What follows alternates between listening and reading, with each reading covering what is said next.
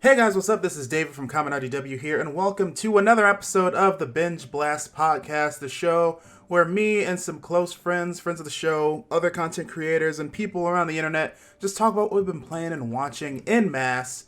Because it's just fun to just enjoy media, like a lot of it at once. Just Heck just yeah. all of it. Yeah. Yeah, and on today's episode, I have some friends of the show. I have Brandon Hi. and I have Daniel. Hello, everybody. And can I just blanket say you guys are both from GVG Good Vibes Gaming, or do you want me to just? That's I fine think with that'd be a me. fair way to label you guys by now. Yeah, it is true. Yep, that's Yes, us. We are both the good and the vibes and also the gaming. yes. So if you guys want to, really quick, hashtag shameless plug yourselves. Brandon, if you want to go first, you guys can get that out of the way. There's a couple places you can find me. You can find me at Breakroom Arcade on YouTube. You can find me at Good Vibes Gaming on YouTube. Marrowleaf underscore on Twitter if you want to see my ramblings. For sure. And what about you, Dan?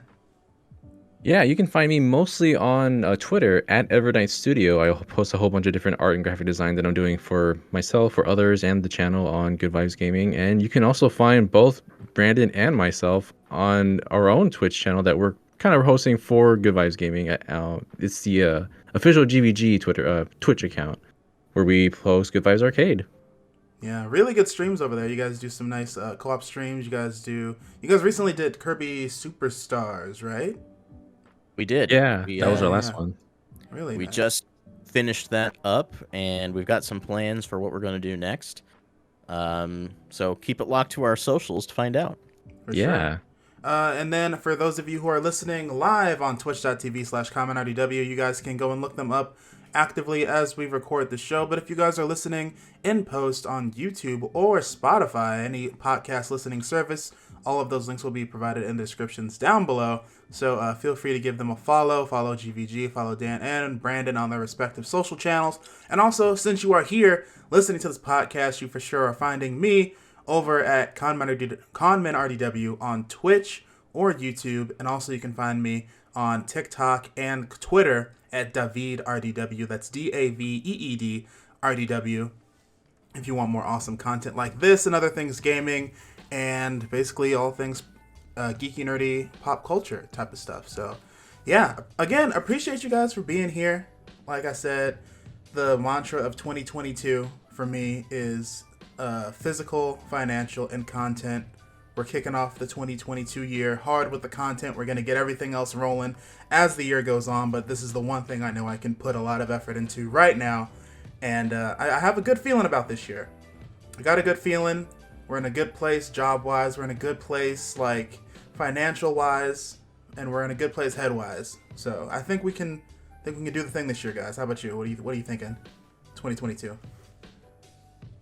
Daniel, I'll let you go first.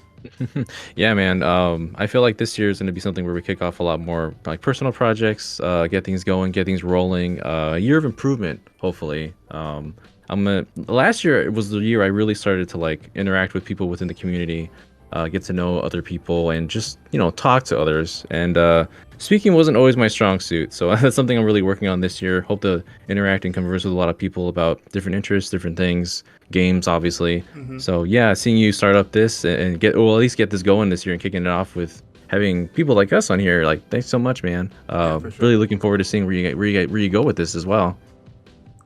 Thank you. Yeah, I actually have noticed you have gotten better with your speaking and stuff and on-camera presence since I've been seeing you on GVG and since you and Brandon have been doing the live streams over on Twitch. So yeah, just keep improving, man. You're doing great stuff. It Oh, was thanks so kind of a much. beautiful meeting because, we went to PAX West, and I was already thinking about starting to stream over on GVG's official Twitch. And right after meeting Daniel, I was like, this is the one. Oh man. I've always had so much faith in you. It's been really good seeing you grow, man. Oh, that means a lot. Like after I heard you say that, I was like, with me? Are you sure? Yeah, PAX West was when I really started to get in front of the camera with these guys. I was a host, or not host, not a host. Yeah, I was a guest on GVG, Today's News Tonight, like once, and then I was at PAX West where we did a whole like stream of different content of like late night streams and Today's News Tonight from there, and from there I was still kind of nervous in my seat, but I still felt comfortable around you guys, so I definitely feel a lot better starting from like where I am now and where I've come, and hopefully that improves even more from here on out. Yeah, for sure. That growth will come, and that all of that was just wholesome, and that is the good vibes that you will find over on Good Vibes Gaming. So, just a little taste there, a little authentic good vibes here in the Conman RDW Binge Blast podcast. But like I said, we're here because we're here to basically just gush about things that we've been playing and watching. We have a good amount of things on the docket today. So actually, Dan, I want you to kick us off. This is something that I mentioned I was playing last episode, but I actually did roll credits on this, and I want to know where you are with Ratchet and Clank Rift Apart. So tell me a little bit about that. Oh man, so this is a series that I haven't really introduced myself to until very recently. The 2016, I believe that's what it was, the Ratchet and Clank reboot that was released on PS4 and then again on PS5. That was really the first time that I was introduced to Ratchet and Clank, and I've always heard a lot about the series. Derek on our team with us, Derek Bidner, always talks about Ratchet and Clank in very high regard. So I was like, after we had so many people praise this game last year, I was like, I really want to get into this game, see what all the talk is about, because it seems like something that's always been up my alley, but I haven't really delved into it enough. So from just booting it up, like you can tell, like from the first scene, that this is something like that's really special. The way it's so cinematic, the animations, the way it just looks, like, oh my god, like I've always been playing games throughout the years where I'm telling myself, wow, we're getting like closer and closer to, you know, animated movie Pixar quality. And never before has it been like even more true with this game, and I don't think it's gonna be more true than with a game like Rift Apart, because that visual quality is so stunning. Like everything from the very articulate, tiny expressions from the characters bobbing their heads, moving their eyes, to like the explosions, the particle effects, and just the way everything moves so smoothly. It's such a feast for the eyes visually, and the audio as well. Like everyone on the cast is so animated. They support each other so well. Man, yeah. It's such a night and day improvement from the 2016 Ratchet and Clank. It really is, honestly. It really is. Because, like, I also, I got my PlayStation 5 a little over a month and some change ago.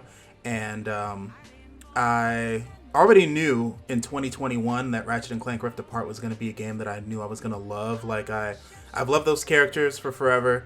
I wasn't, like, a big PlayStation kid back in their heyday of, like, PlayStation 2 day.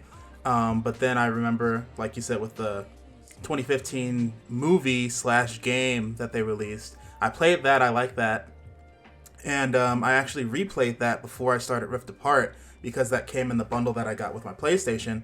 And the Ratchet and Clank that came with the movie already looked good for the platform, because it's like animated games just look so good in the graphical fidelity that we have now. But then just jumping into Rift Apart, literally the first like 5 minutes when they're on the parade with the floats and all that type of stuff, just seeing the scale increase so hard was so out. This is when I was immediately like, this is next gen. This is what this console is capable of. I am here. It was crazy. Yeah, man, they started off with a bang with that, and it was such a clever way to introduce like people who may have gotten into the series for the first time with this, to see like their endeavors in the past, and just as a tutorial place as well. But yeah, just from that sequence, and there's many sequences in the game where like the parade turns into this like high octane action pack, like kind of like a chase scene throughout the city. The action sequences are so crazy in this game. Yeah. Like, yeah, it's amazing. It's like Uncharted levels of just like a thing is happening and you're just watching it unfold, but you're also like, oh, I'm controlling this. This isn't a cutscene. And also, one thing that was so cool too is there's no loading screens in this game at all. Other than like when you're going from loading the game up to the the screen where you're choosing what planet to go to next. Once you're on that planet, once you're in that new area, there's no loading screens. Like, the in-game cutscenes are the same engine as the gameplay. So there's a seamless transition between everything. And that's what, like, really blew me away. Like, I remember when we were watching the PlayStation Showcase, when they were showing, like, Ratchet and Clank flying through the rifts and stuff, and you're thinking, oh, that's just a cutscene, that's not really how the game's gonna go. No, it's dead ass how the game goes. Every single time, you're just flying through rifts, a whole new world loads up, and it's like, you can literally put Ratchet or Rivet in the middle, like, between a rift of two different areas, and you can just see them both rendered out perfectly. Like, it's crazy. Yeah, that's incredible. Like the way you can use the grappling to just pull yourself there, and it's just absolutely instant. Or when you have those little pocket dimensions where you pull on it and you can see inside the entire area within there, and you're still in this area, and then you walk through it and you look behind you, and it's still like you can still see the area you were just in. Like that kind of horsepower they give with PS5 is incredible. And like I even talk about the haptic feedbacks. Like, oh my god, that was the good way feedback, that.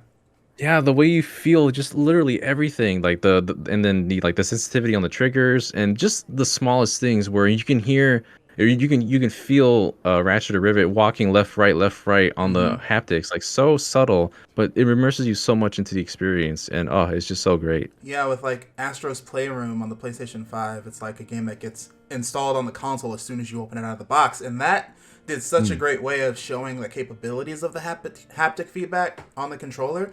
And whenever you have something like that and it's first party, and like initially when the console launches, they want to show what can happen with that technology, but usually later on down the line, most devs don't even bother to really follow through with it to the same capabilities that like PlayStation first party studios can do. Like, I played other games like Spider-Man, where when you're web swinging, the thwip in the trigger, you kind of feel that, but it doesn't really feel that good to swing and have to like feel that extra tension in the triggers every time I'm trying to swing. I playing like Hot Wheels Unleashed, and like you feel the resistance in the trigger when you're hitting like the acceleration and stuff. And sometimes I end up turning off the adaptive triggers because like it doesn't feel quite right, or it's like something I don't really want to have to deal with the whole time. But Ratchet and Clank did it so well, where it's like they also had the adaptive triggers kind of be a part of the gameplay, where you like lightly pull the trigger down and it does one type of like firing mode on the weapons. Like, it can be like a slower firing mode, or like it'll be like you can aim and then you pull down the trigger completely and you'll feel like a click, and then you can actually end up shooting the weapon that way. And I thought that was done very well. Like, I never it was kind of weird at first, but then after playing with a couple weapons and stuff, it just became like second nature by the time I was in like my second area. So Yeah, I really that like how became they handled that. yeah, that became so natural. I think I really started to feel it with that weapon where it becomes a shield when you hold the button in Oh front yeah, of you, yeah. The and then you press it void down. something or other, yeah. Yeah, and then you press it down all the way, and it just presses forward and attacks. I'm just like, okay, yeah, I absolutely understand how how they're doing like light touch to full press on the trigger, and man, that's just something that I haven't felt before, and it really shows off the capability of what the PS5 can do with the haptic feedbacks, and it makes me more excited for what we could see in the future for how other developers can kind of play with it, because some people have so far, but like I feel like that and Astro's Playroom has just fully embraced what that can do, and implemented it perfectly into the gameplay itself to immerse the entire experience.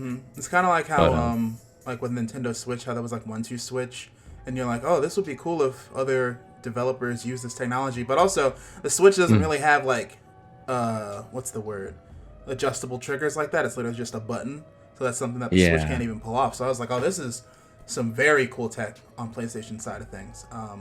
Brandon, you're listening to us talk about this. Did you play this game yet, or? I actually just finished it a few weeks ago. Oh, dope. Yeah. What do you think about it? I think I pretty much echo everything you guys have been saying. To me, this is the first PS5 game that I've played that felt like the PS5 was a requirement. You know what I mean? yeah, Like this is the first game since Astro, which literally bundled with the PS5 that feels like a PlayStation 5 game, and it's the first game since Astro that has really impressed me to this degree. specifically when it comes to the way that the haptics are utilized, like you guys have been saying. Yeah. This game is just so impressive in every regard. Like, it feels like you're watching a Saturday morning cartoon while you're playing it. It's insane to me It does. how it's literally like it looks better than the movie did back in the day. Like it looks better than that completely. Every single time, every single like cinematic sequence, every single action sequence, I'm just like, oh, this is amazing. I love it. My wife and I watched the movie like in the middle of my playthrough, and we both fell asleep through it. This is so much better. Mm-hmm.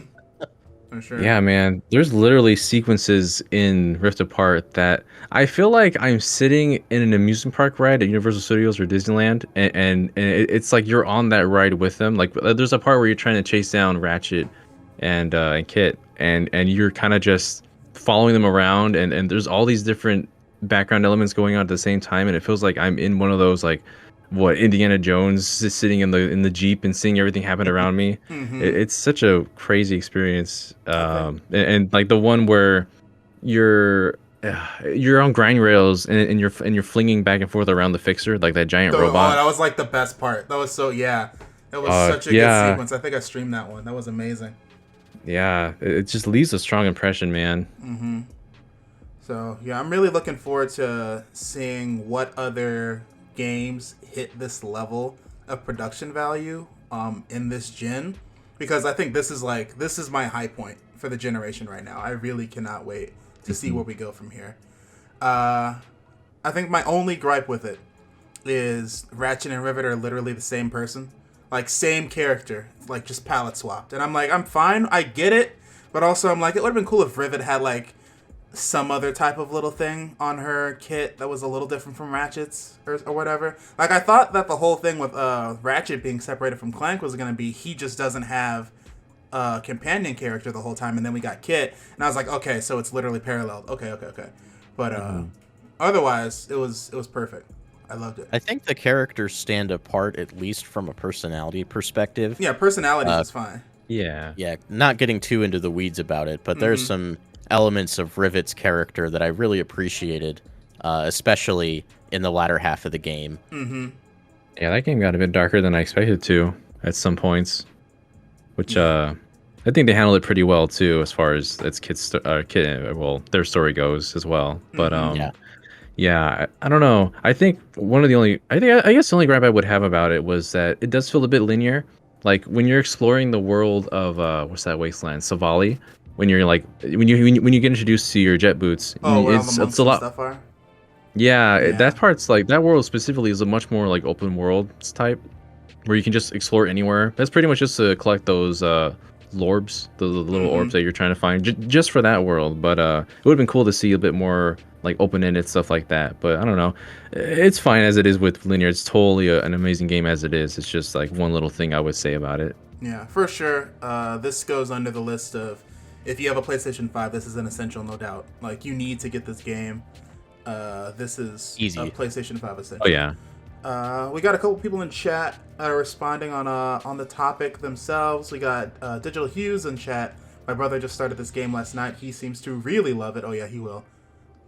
He will really love this game. And then Turbo Samus says, "Oh damn, my brother just finished this a while ago. So cool, we got more people playing it." And then Sure You Can Pizza says there was a pretty wild speed run for Rift Apart at Awesome Games Done Quick this year. That would have been really cool to look at, actually. Ooh, A speedrun of this would have been really cool.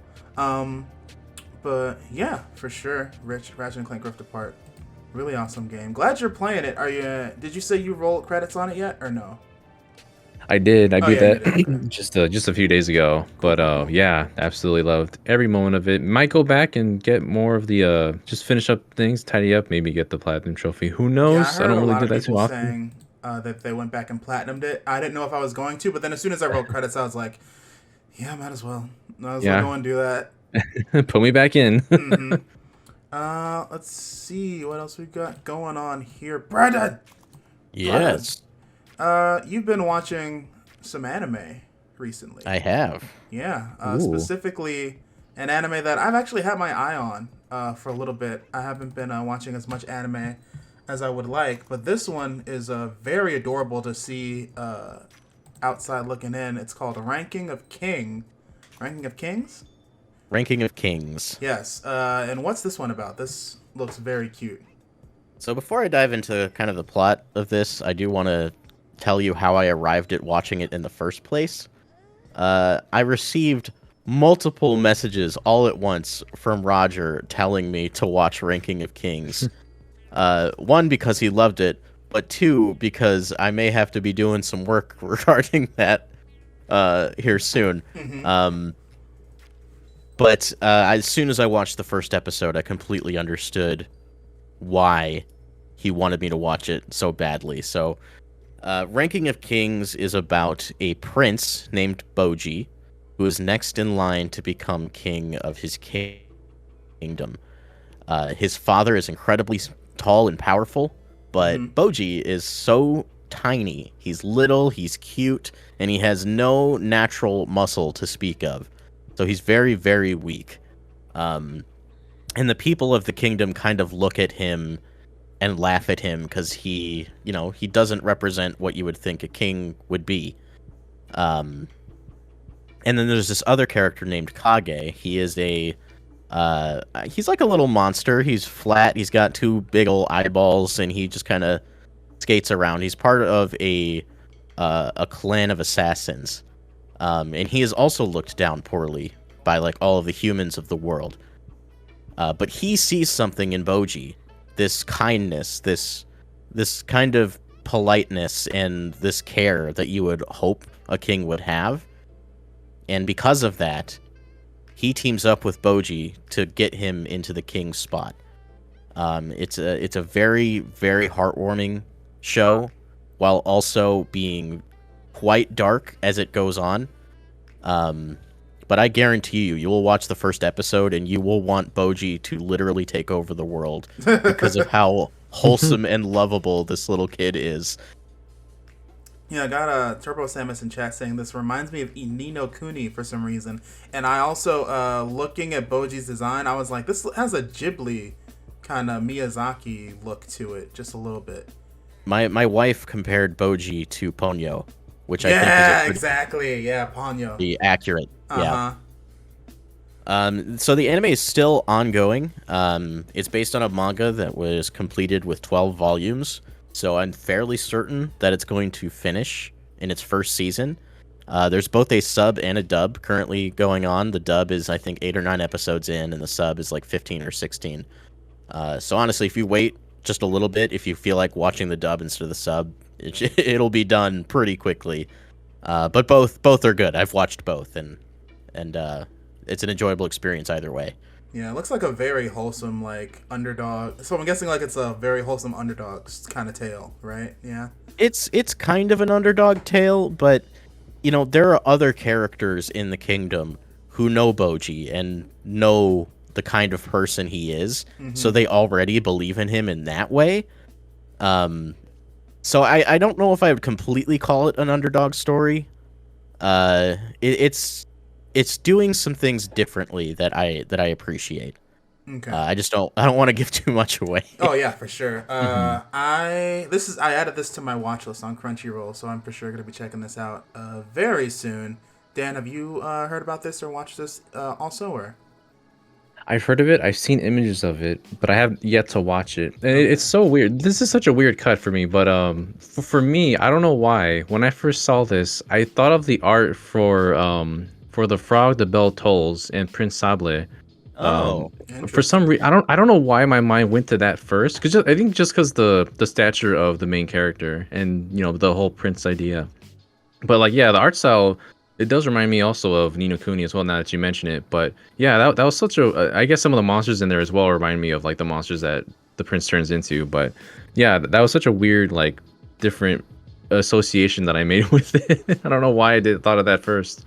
But yeah, this is totally something that I would definitely watch at some point once I finish the other like shows that I'm watching recently. Cool. Yeah. Yeah, I for sure respect Brandon's recommendations on anime, and also yeah, like I said, this hit my radar as well. I just haven't gotten around to watching it, but this will for sure be watched very soon, and then I can share my thoughts on it.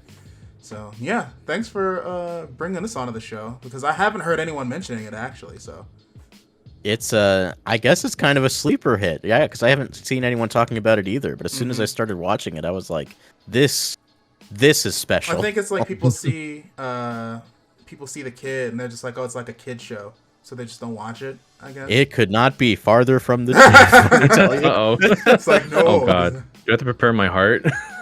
You might. Oh no. As long as it doesn't fall into the Promised Neverland, Made in Abyss genre Oh, dear. of children in danger. I'm okay. Ranking of, if I could make any kind of comparison for ranking of kings, it would be Game of Thrones. Great, amazing. What? Oh lord. Not quite to that level, but just keep that in mind. Cool. Okay. Gotcha. Keep that in mind for sure. Let's see. Cool.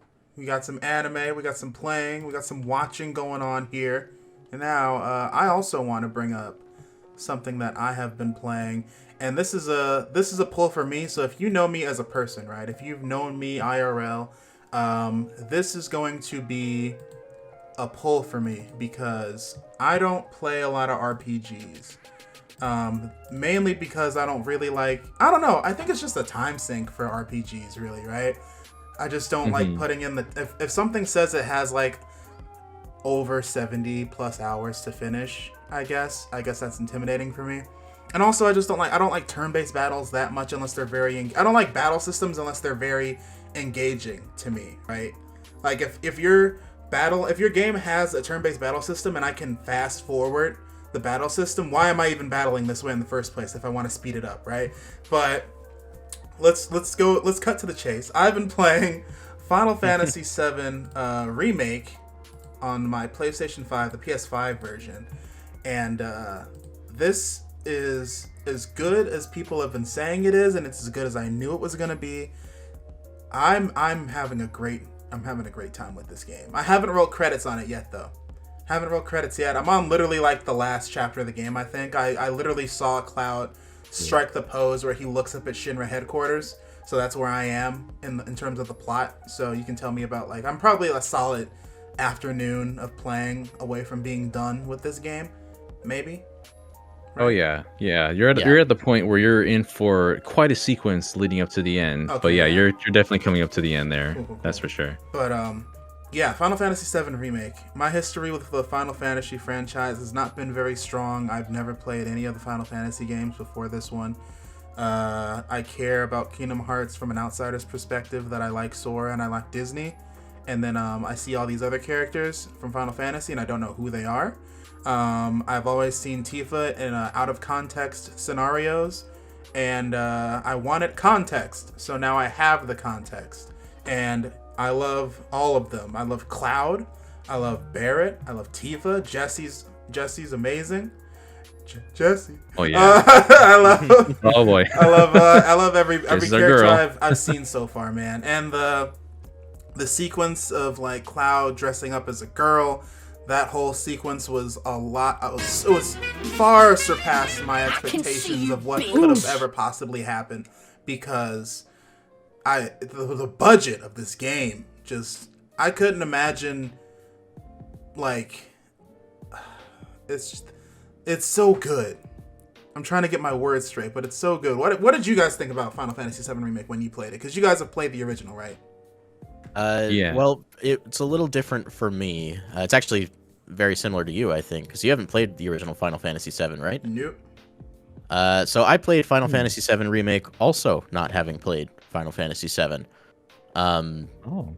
And it's a very different experience. I think it's best if Daniel kind of takes it from here so you can understand why.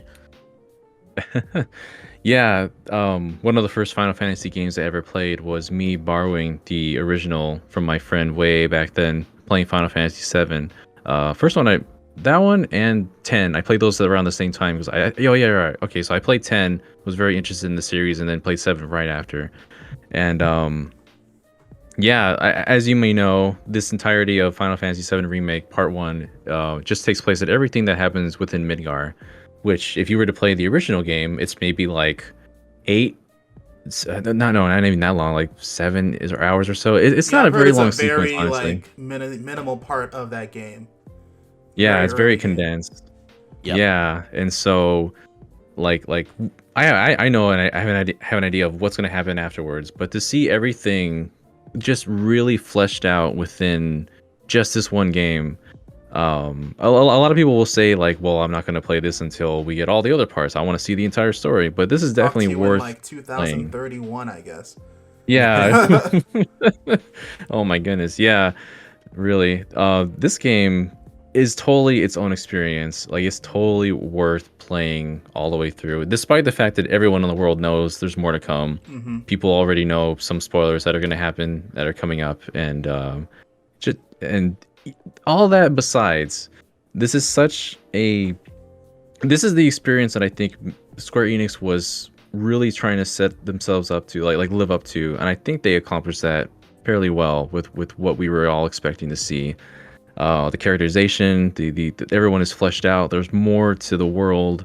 It's amazing because I actually had restarted the game just last week because I wanted to show my a couple of my sisters what this was like, because they know Cloud and Sephiroth from like Smash and stuff, and I'm just like, oh, I could show you a little bit more about these characters because you're so interested. Mm-hmm. And they were just floored by all the detail, and it made me look at all of the detail too, like all the little, just like even in during the bombing mission, everything on the walls, all the scattered pieces of stuff that is just there, like all the things that they make into the world to make it living and breathing. And then we went to the slums in Seventh Heaven and that whole area, and they're like, wow, this is just a living, breathing world. And Dude, yeah. and It's and playing it on the so good. PS5 as well, like it's so smooth, everything just feels living and breathing. Like, this is, you're in Midgar. Like, Mm-hmm. it's such a much more immersive experience than anything we've seen from Square Enix, and anything that they've released, for whether it's like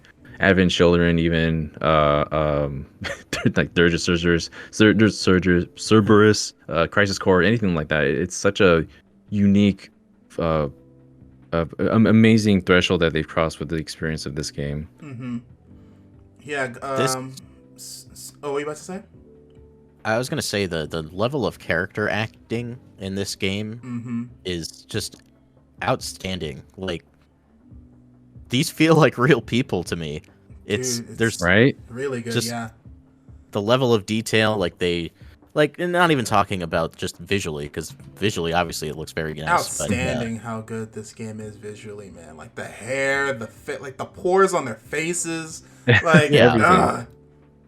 So But you good. look into Cloud's face and you can really feel that emotion. There's so much detail put into how these characters emote, Mm-hmm. and I don't think it's completely unrivaled, if you ask me. Oh my goodness, right? Yeah, like just real quick, one little example of that is when you're fleeing the bombing mission, and you're trying to run out with the avalanche. There's a point where Cloud is like falling down, like the bridge gives away and he's starting to fall down, and Jesse's like, "Oh no, Cloud!" And then Cloud, all cool anime, like just hops on one like broken bar after another and gets on top. And Jesse's like, wow, that was really cool. And then for a split second, you see Cloud turn and just a little bit of a smirk on his face, like, yeah, I know I'm cool. Yeah. like just characterization like that. It's so subtle, but it adds so much to the characters. Mm-hmm. Let me see. Let me break this down in a way that I can like really elaborate like how I've been feeling playing through this game. Let's see. So I played once I got used to the battle system. I think the battle system is really like a big star of whether or not you'll enjoy this game or not, and also like really what got me into it, because like I said, action RPGs are my shit. Like, I love just being engaged in the battle system the whole way through, and the way that they happen to mix together the hack and slash gameplay of like kind of something like similar to Kingdom Hearts, but also making it where you can acquire these like action points, I guess you'll say, where you can cash those in to do like spells and use items and stuff like that mid battle. But then it's like, if I catch myself sometimes when I was playing through and I was treating it like a regular just action game, hacking and slashing and dodging, but then I'm like, oh yeah, I need to like think a little more about what I'm doing, because then I'm like, I'm not playing the game completely correctly, because then I'll just start getting I'll start getting stat damage done to me. I'm not healing as fast as I could be. I'm not really like utilizing like the ranged characters or the mages more than just hacking and slashing with Cloud the whole time. You're not using spells the right way. So the game does a good job of like making where you have to mix up your gameplay a little bit or actually use other characters other than just Cloud the whole time when you're fighting. Like when I had Aerith on my team, I was enjoying using her because I was like, now I can just have someone from the back healing and doing like range damage and buffing everybody, and then I can just let the computer players do the hack and slash with Tifa and Cloud, and then when I have an opening, then I can go in and switch to Cloud, just go crazy damage on them and stuff like that. So I was really enjoying the juggle that they had me doing with the battles and stuff. Very much so. And in terms of like each of the characters, Cloud is a character. He grew on me. At first, he was a little basic, like just like the cool, edgy anime dude, a little too cool for school. Like he's like he always has some type of like very flat, monotone, sarcastic comment for everything. But like I heard in like another show, people were saying all the girl characters have been melting him down and de-icing him throughout the whole game, and I really saw that a lot in like Jessie, how she was just horny flirting with Cloud so much. Like I love Jessie so much. Right on her sleeve. I love Jessie. And then it's like Tifa, she wasn't as like I thought Tifa was gonna be more like a like more snarky or snappy, like badass type of character, but she's like a little more soft spoken, like she has a good heart. Very she's sweet. Like she's like not quite the way that I would have like portrayed her to be, just by looking at her. And I think they did her a really good job with her character, and also like her connection with Cloud as their like childhood friends or whatever. And then Aerith, I had no contacts with Aerith, and I was like, oh, she's just adorable. Aerith is so wholesome, and she kind of has like an edge to her where she's like the whole time when you first getting to know her, she's like, I don't need you to protect me, I can handle myself. But then she almost like gets hurt multiple times, and Cloud ends up growing this bond with her because they like end up walking around together, and it's like she ends up having like this. She's like she had a thing going on like with Jessie's flirting, but like toned down. So I think it did more effect on Cloud than Jessie's approach, to be honest. Like like Jessie almost got the date with Cloud if things didn't happen a certain way, but I think Aerith pulled it off correctly. And also like Barrett's a great character. He has like really good energy. I love his like for the planet passion. Just a really good dude. And watching him turn into mush every time his daughter's on screen. Oh yeah, him and his I live relationship for- with his daughter favorite is so thing. wholesome. I love that. I live for love I live for Dad Barrett so much. Daddy Bear, yeah. Barrett is best girl. I agree with Chad.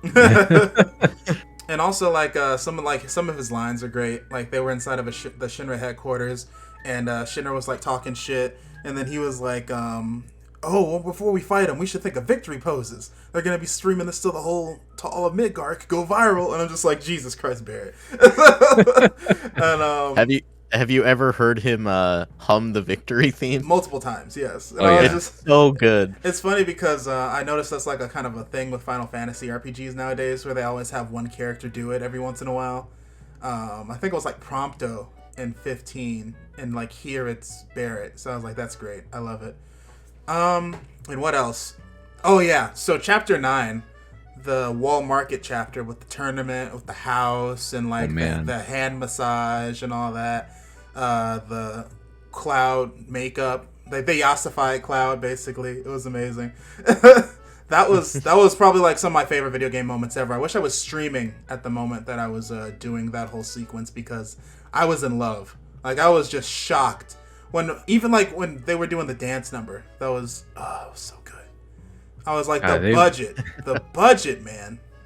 They went especially all in when it comes to Wall Market. Like you played the original and you're done with Wall Market in like, I don't know, like, not even half an hour. But the way they brought that place to life and give this very particular energy is just, oh my gosh, it's so good. Mm-hmm. I really love like places like that in real life, like Wall Market, where it's just open air nightlife. You can go to a bar, then step outside and get some food, and then just stumble to the next place. Like I would hang out in Wall Market, bro. Like I want to find a place like that in real life. Point me to Wall Market in real life. That was so nice. And then even like the gym where it's like where it was basically I was like, bro, it's like Final Fantasy VII Remake said gay rights. Like they had the dude in the honeybee who like did Cloud's makeup and stuff. I was like, bro, this is like gay pride as fuck right now. Like it is so great. Like I loved everything about that. And then they had the person in the gym. I was like, this is just trans rights right here. Like this is amazing. And they're like, they're the hardest person to fight to go against with like the pull up competition. I still haven't beaten them yet. So. Oh my goodness, it's so for someone, if you haven't seen the original, like they do a very specific squat pose, and it looks so silly because of their little Lego arms. But they did it they translated exactly the same way in the remake, and it's hilarious that kind of detail. But yeah, man, these people are living their best lives, and it's good to see. Yeah, and they did a really good job of just building up. Like even though we're gonna be leaving Midgar in the next game, or like by the end of this one, they did such a great job of setting the scene of who like the dynamic of power in Midgar. How there's like the top side where it's like actual regular city, but then underneath it's just the slums, and that's where all the poor people are at. And they don't give a shit about the poor people down there, where they would just throw them away to get like what they need to do. Yeah, the whole commentary on just that type of thing in Final Fantasy VII, I didn't expect it to be so strong, and I'm really vibing with it, especially in 2022. So, yeah, I'm looking forward to see where this franchise goes, or where the remakes go after this. I'm juggling the idea of ever playing 7 original, or just being on the 10-year plan and just waiting until the next game comes out. I have a lot of games to play, so honestly I could do the 10-year plan approach. I'm gonna give you some advice here. Okay, yes. If you beat the game and you're really invested in the plot, play Final Fantasy VII or watch something on YouTube. Okay. That's all I'm gonna say. Just it'd be nice to have that. Just have the closure on the story afterwards. Well, I mean, there's that, but just having that whole backdrop, because it is nice to see also like where this game improves in some of its story beats, and how it it makes small changes to certain stuff too. I think having that full frame is important. Okay. Yeah, I've had a lot of I've had a lot of RPG friends who's also played the original Final Fantasy VII and stuff, and just want me to experience great games. They're just like, dude, just play Crisis Core so you get the background that you need for Cloud and Sephiroth and all that, and then watch Advent Children, because I guess the timeline's screwed up a little bit, so it doesn't matter if you watch Advent Children now. But yeah. I was going to elaborate just a bit, but I don't know how much I could say about the story. The story in Remake, it may not be exactly what you see in the original, and there's an angle that Square is going for this that people are starting to notice, especially dissecting it after beating that game, and also seeing a bit of what they show you in Integrated with Yuffie, which I do recommend you also play as well. Oh yeah, I gotta play that Integrate thing. Yeah, true. Yeah, definitely worth it. But yeah, there's definitely some things about the story where if you play 7, I think you'll still get a lot out of the kind of lore and where Square is going with Remake in the future. So yeah, that's just all we can say really. There's many ways to play 7 nowadays. You could probably play it for like under $10 most. What I did is I bought it on Switch, and then I turned on all of like the cheat modes and just blazed through the game. Yeah. That's fair. I mean, if you just want to get it done, you don't need that turns the RPG much shorter and digestible thing to deal with. I played it normally for most of it, but there's a nice like ×2 for overworld stuff. You can turn off random battles, which is a big thing for me. Okay, cool. Yeah, but that's probably one of my bigger game finishes of the year. I'm gonna probably be done with that in the next like week or so once I sit down and knock out that last couple hours. But yeah, Final Fantasy VII Remake for sure. I'm now part of the fandom. I get it now. Welcome to the fandom. It's good to finally be here. But now let's talk about some other things anime that aren't Final Fantasy. Let's see here. Um, Daniel. Yes, Daniel, you've been watching Aggretsuko. I have. What season are you on? I have recently finished the most recent season. I believe that's Cool, season you're caught 4. up. Let's Yep. talk. Yeah, this anime, like, I've gone through the whole circle with this anime. Like, when I started watching it, I think I was in the position of the main character, Retsuko, who, for those who don't know, she's essentially, well, first of all, the premise is that if anyone can see it right now, it's made by the people who work at Sanrio, so that's why it looks so damn adorable. Mm-hmm. But it's in such a real world situation where the main characters are working at an office, like they're working in accounting, essentially. And with Retsuko in particular, like she's a red panda who is coming to this work and is just getting beat down by it, essentially. And her boss makes her life miserable. She can't really like cope with it much in her own life, except for when she goes to this own karaoke club and she just belts out like death metal. It's just like, and it's incredible. She has her little microphone and she carries it around wherever she needs to just let out and just vent a bit, and Ultimate it's therapy. amazing every time. Yeah, absolutely. And yeah, I've gone through the whole circle where when I started watching this, I was kind of in that situation where I was working a job, 9 to 5, kind of draining me. Like it's something I know how to do, but still every day you come in and the boss kind of just tells you what to do, and there's not much there's not much like creative freedom to do what you want to do. It's just a job. Um, and then as time went on with the whole pandemic and everything, I kind of have left that job. I've done more at home stuff. So now it's really interesting to see now, like as far as what I'm watching now in season 4, or what I did see, how much that perspective changes. Where it's like, yeah, like you could be doing what you want to do at home, but at the same time, it's a bit harder to get your feet on the ground, to bounce off and to do the things that you want to do and still remain stable. Mm-hmm. Because throughout the series, you see Retsuko kind of try different alternatives to not working there if she can. It's a very real situation, despite how Sanrio adorable everything looks. And that's part of the charm of the series is that these characters they feel very like there's some very eccentric ones, but there's some very real moments about that with about adult life and coping with your boss and your real life and like your relationships with people. Just so much about it kind of resonates with adults like within the 20-30 age range that are still trying to figure themselves out, figure out what they want to do with their lives.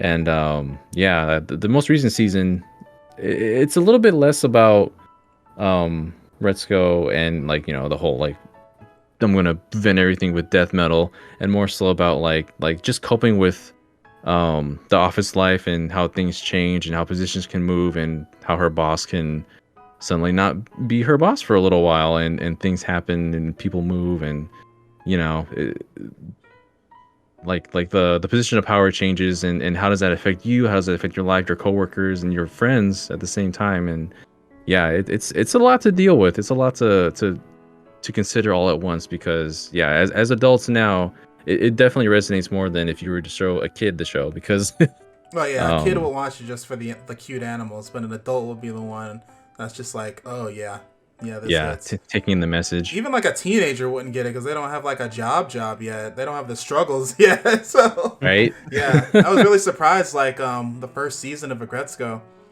when it's like, oh, this show's made for us. Like this is for the, like you said, like the mid 20s to like low 30 demographic, which is pretty wild. From outside looking in, you'd be like, oh, this is just some new kids cartoon I'm gonna put on for my like little nieces and nephews. Like, nah, no. This is not Mhm. for them. This is for us. Not at all. Hmm. Uh, but yeah, so I've been with the franchise since like 2019 once it kicked off, which is crazy. I didn't know it's been around that long. They've been doing like a Yeah. season about a year since it came out, so that's pretty Hmm. crazy. Um, yeah, I've been on the height of Retsuko, will they, won't they, the whole time, and to see how that whole relationship has progressed throughout the whole show has been very interesting. Because, like you said, the show initially started off about being a Retsuko story and her relationship with like her work-life balance, and then it became a way to like expand more on they do a good job of expanding on other characters in the world as well, like Haida, and then Mhm. even like the girl who was the annoying like office flirt, the Oh little god. deer girl, I forgot her name. She became an important like element of the fourth season, which was very surprising. And even like her boss, who was just an asshole in the first season, you gotta get to know him, and even like the other older people of the office throughout the rest of the show, and you get to like get a little more personality on them. And yeah, they are really, they have a really good job of how they've been writing the show over the last couple of years, and it's confirmed to getting a fifth season next year. So, well, this year probably. So, yeah, I want to see where Mhm. it goes, and I also want to see if it wraps up on season 5, because I'm kind of ready for it to be over now. I'm kind of where I think we're at the point where we can finally wrap it up now, for sure. Yeah, yeah, I feel the same way. Like I Hmm. think we reached a point where something has got to kind of happen, and I hope they find I hope they find their life goal and then their Hmm. happiness. Because man, there's a lot of people who just kind of work there just so they can work there, you know. Yeah. Um, but I've been waiting to see what happens with that relationship the whole time, and it's weird to be this invested about these animals by Sanrio, but here we are. Hmm. Brandon, have you watched Aggretsuko at all? No, not at all actually. Oh, you're missing out. You're missing Oh man. out. So I think good. I'd be really into the subject matter. I was initially turned off because I'm not the biggest fan of like Sanrio's art direction. Hmm. But you know that's just personal taste. Yeah. Mhm. But I'd still like to try it out. Give it a watch. I'd probably end up enjoying it just based on what I'm hearing here. Oh, yeah, no, you totally love it. And each episode is no longer than like 15, 18 minutes. So you Yeah, can they're a bit zoom through a shorter. season in like the span of like 2 hours. Oh, see, yeah, It's a that's pretty good. very bingeable Yeah, it's series. Like me and Aisha watched season 4 in like the span of an afternoon. So, yeah, really, really watchable series, especially when you need to get caught up on it. There's also like it's like 4 seasons and a holiday special. That was like I think 45 minutes or something like that. But yeah, Oh wow. yeah. Really, really good, really accessible series. Um, Yeah. what else? What else? Oh yeah. So one thing I really love about Retsuko is how she dips her toes in so many different avenues throughout the whole franchise.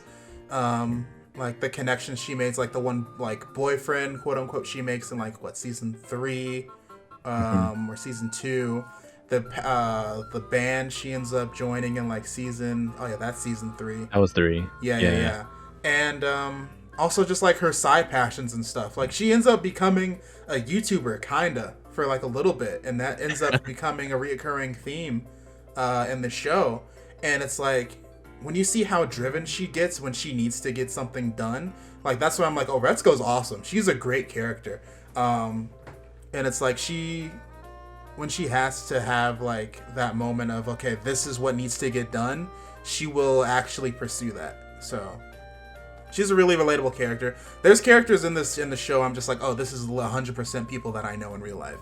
So Oh yeah, I mhm. feel that constantly. Whenever a new season comes out, I the new characters I see, I like see somebody else that I know in that position, and it's so freaking relatable sometimes. Mhm. And it's just yeah, some of the performances that the characters that the voice actors give is just so believable. Like Erica Mendez does Ritzko, and she does a fantastic job as it. Like it's The so dub funny is to hear very like good. Yeah, the dub is yeah, good. it's so funny to hear like anime character in game voices that I know just in this Sanrio animation, and Mhm. yeah, it's just so well done. I think it's very, as far as characterization and just the series itself, just it's a good time. I do recommend it, Brandon. Would recommend for Yeah, sure. I might give it a shot. Yeah. Cool. Aggretsuko on Netflix. Would recommend. Check that out. Let's see. And then what else? Daniel, you have also been playing. Was this you? 13 Sentinels, right? That was me. Yeah, that Okay, was cool. the Yeah. You've been game. playing 13 Sentinels, which is a game that I had one friend mention, and I remember checking this out. But it doesn't seem like it'd be my thing 100%. But Mhm. I wanna know what you think about it though. Yeah, so this is a game that I was when it came out like about a year ago.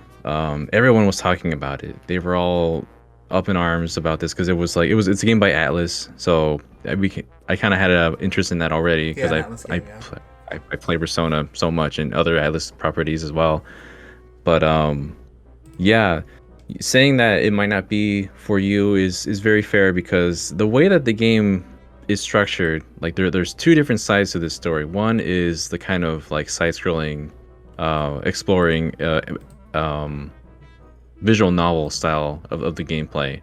You follow 13 characters, literally like 13 different characters who you start with one, and then you see what happens in their prologue, and then the characters that you meet in there, it'll unlock that character's story as well. So it branches out a whole bunch, and yeah, I think the best way to describe it is that it's just non-linear storytelling in which there is a timeline, but you kind of experience it piece by piece depending on who you meet and which story you decided to embark on.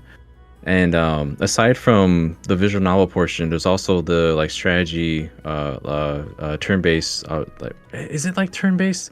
Because when the whole action of the game, within that portion of 13 Sentinels is like everything's happening at the same time. But when it's your turn, you choose to decide like which of these kaiju, which is they are called kaiju, like the big enemies of the game are called kaiju.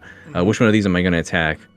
And you essentially have 6 to a team, and you want to clear out this whole area within the city. And it's such a stark contrast to what's happening with the story itself, because essentially you learn very quickly that this is a story about time travel and people and characters time traveling to different portions of the of this one city that you're living in. Interesting. Okay. And the story mode happens within the past, where everything's okay. You're like essentially kids going to school, and you see all these supernatural things starting to happen.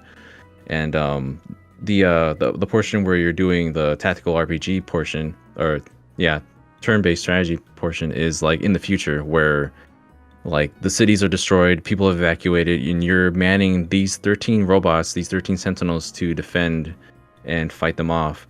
But for sure, there's parts of the story that I guess it's fascinating once you start to understand what's happening, but it's a bit hard to get into, I must admit. Like everyone that I've spoken to, who play the game, they mentioned that it's a bit difficult to like kind of understand what's going on and what's happening and what structure of the timeline. But once you do understand it and you learn some of the bigger beats, it's kind of fascinating to see where it all goes. Mm-hmm.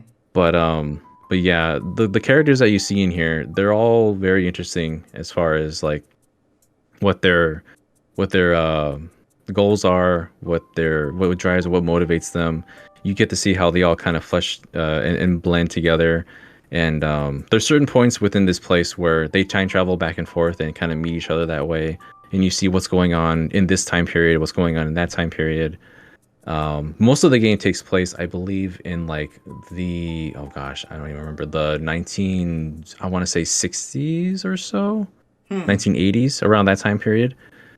And yeah, it's a bit hard. Even I've beaten the game, and I've pretty much done everything I can, and it's still hard to explain what that story is like. But It just sounds like a classic anime bullshit. Oh yeah, it's, like this this game for sure does seem like an acquired taste. The art style looks like Vanillaware probably helped with it. Like what's it call it? The Dragon's Crown, Odin Sphere people. It kind of has that 2D like super detailed art style kind of look to the characters. To me, anyway. Yeah, they are the developer for 13 Sentinels. Yeah, I didn't know there would be any time travel or looping involved, as you've mentioned, because I thought it would have been just like the same story being played out from 13 different points of view, I guess, and then you're just playing each person's story and then getting new details as you play through each time. Yeah, there is, in fact, as far as the game's concerned, there is one timeline, and you are playing like this character's perspective. Like, say you're playing the main character, at least what they call the main character, Juro. You're playing through his perspective, and then do you see where other people kind of cross with that timeline, with his story. Mm-hmm. And then as you play through another characters, you might cross that path and then see what this girl or another character might be doing in another portion of that timeline. Um, Gosh, I feel like I'm doing a bad job explaining exactly how it's structured, but This is why Atlas really does Atlas games are always notoriously kind of hard to pitch. Like even like Persona 5 is a hard game to pitch to people outside of aesthetics. But what would you say how long did you beat the game entirely? Like roll credits? yeah, I How beat long the would entire how game. long would you say it took you to beat the game? Man, they maybe took me about like 50 to 55 hours or so. Okay. And each Cause time you were playing as each character, were you starting the game over each time you play with a new character, or were you just getting new characters as you went on? So the structure of that is it's kind of like your other visual novels where you play a character and then you can make different decisions in the story and it'll branch out that way. And then you'll see one ending to the story there to that particular arc. But you can also replay again and then you can take a different path and see what happens with this story. And it's all you kind of have to do this to make sure that you understand like all the things that are happening within the story because the game will kind of lock you out of continuing certain parts of the story of certain characters until you've met a certain requirement, whether it's Okay. whether it's completing a certain branch of the story with this character or going through enough of the strategy portion of the game because they'll gradually tell you a bit more of the story there. Like that portion where you're doing battles is more so focused about battles and just a little bit of story being told here and there. But there's no wrong way to progress the story. Like you can do anything in any order. Honestly, you can hop back and forth between the battles and doing the exploring visual novel sections. But yeah, essentially, you do want to see all parts of these stories to see like where and how it all kind of connects. And there's definitely a part like going halfway in where when I did one branch of a story, there's like this crazy revelation at the end that makes you see everything else in a different perspective about that character or about what's happening within that timeline. Mm-hmm. And then there is definitely a part where it hooks you in and you want to know like how does this relate to that? How does this relate to this portion? Um, and yeah, it's definitely the kind of insane amount of storytelling that Atlas is known for that blows your mind towards the end. Anime, everybody. Let's Oh get yeah. Oh my goodness. Oh god, this is the sort of thing that cannot be made into an anime. Like it has to be made in this kind of like the story can only be told in the Only structure told of through video games. Yeah, a yeah. game. Yeah, for sure. Amazing. Let's see here. I think I'm gonna go really quick. I actually almost forgot I even played this game because it was so damn short. And I like played it on a whim one day after I finished playing a whole bunch of Final Fantasy VII Remake. Concrete Genie. I was playing through that. And have you guys ever heard about Concrete Genie before? I've played a little bit of this game. Uh-huh. I've not. Yeah, so this one was like, it was a late in the generation PlayStation 4 game. I remember seeing the advertisements and stuff, and it looked cool aesthetically, but I just never got around to picking it up. But I was able to get my hands on it, and it was a short and sweet little game. I probably beat it in maybe like 5 hours. It was a very short game. Basically, TLDR of the plot, you're playing as Ash, who is the main character who has the brush.